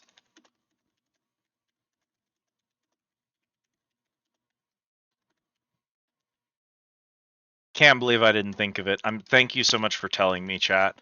I actually would have just bounced out of here without doing this, and that would have just been so wrong of me. No, we don't usually do custom raid messages, but no, this is too funny. There's one for if you don't have, if you're not subbed and don't have emotes, you can have the squid one. There we go, Mara. Don't you worry, I got you, fam. Now we're talking. That's a requirement. Look at that. Yeah, if you have other animated emotes, use other animated emotes. Use any dance you have. You can use Callie's Seabat if you want. I think Seabat would look good with that. We're gonna go raid into some friends of ours. Some very, very talented, incredible, amazing friends who are currently doing some very, very cool art, and I love them and I support them so much. And we're gonna go say hi to them. And I'm gonna get their thing set up in here. Y'all are gonna drop those raid messages to let them know that we are the storm that is approaching. Also, an ad just ran on their channel, so in 3 minutes we can raid out. We'll wait 2 minutes. That way we'll be out of ads when we raid over. It should keep us safe. Incredible. That one's appropriate because that's Mara. So yeah, thank you all so much for watching, hanging out, being here, supporting me means the world to me. Being Liz is amazing. If I could be sappy for a moment. I get such gender euphoria from streaming as Liz, and I didn't think that you were supposed to get that if you didn't have dysphoria. So I've never really been dysphoric. I've never really been bothered by being a dude. So it was really weird to be a girl and get the euphoria from that. That was odd. It's really good. I'm really glad that I have that. But yeah, I just wasn't something that I had before. So it's really cool that I have that now. And part of that is, I mean, obviously I can thank Kit for doing this incredible art. And all of the friends who encouraged me to get this art and to use it and stream with it. But also all of you for being here and using the new name and using the pronouns and just being cool about it. That's why this feels good. I get to have this feeling because y'all watch my silly streams and hang out. So I'm going to keep doing my best for y'all here on stream so that we can keep feeling good together, because I think that having a space where everyone can hang and vibe and chat is super important in the world right now, and that's what the Squid Easy is going to be. All right. We are, of course, going to raid over to Nova Swarm. They have recently debuted their very incredible new models that I adore. All three of them are wildly talented people. They're funny, they're kind, they are incredibly talented artists. They stream collabs together. They each work under the same channel, so one of them will be playing one game and then another will be playing another game, and they'll trade off. You would not regret following Nova Swarm. They are spectacular. So we're going to raid over there. Make sure to drop those raid messages. Let them know that you are the storm that is approaching. Also let them know what an amazing job they are doing drawing all of the Sinnoh Pokemon. They're drawing every Pokemon in the whole Pokedex for every region. They have been plowing through these. And it is just a delight to watch them work. So go say hi to them. I hope to see you all back here again soon. But right now, it is closing time at the Squid Easy. We are taking the rest of the night off to take care of ourselves. So head up for the door. You don't have to go home. You can't stay here. Thanks for watching. That felt too smooth. Did that feel too smooth? Felt too smooth. One more burrito. Goodbye, everybody. I love you all. Mwah, mwah.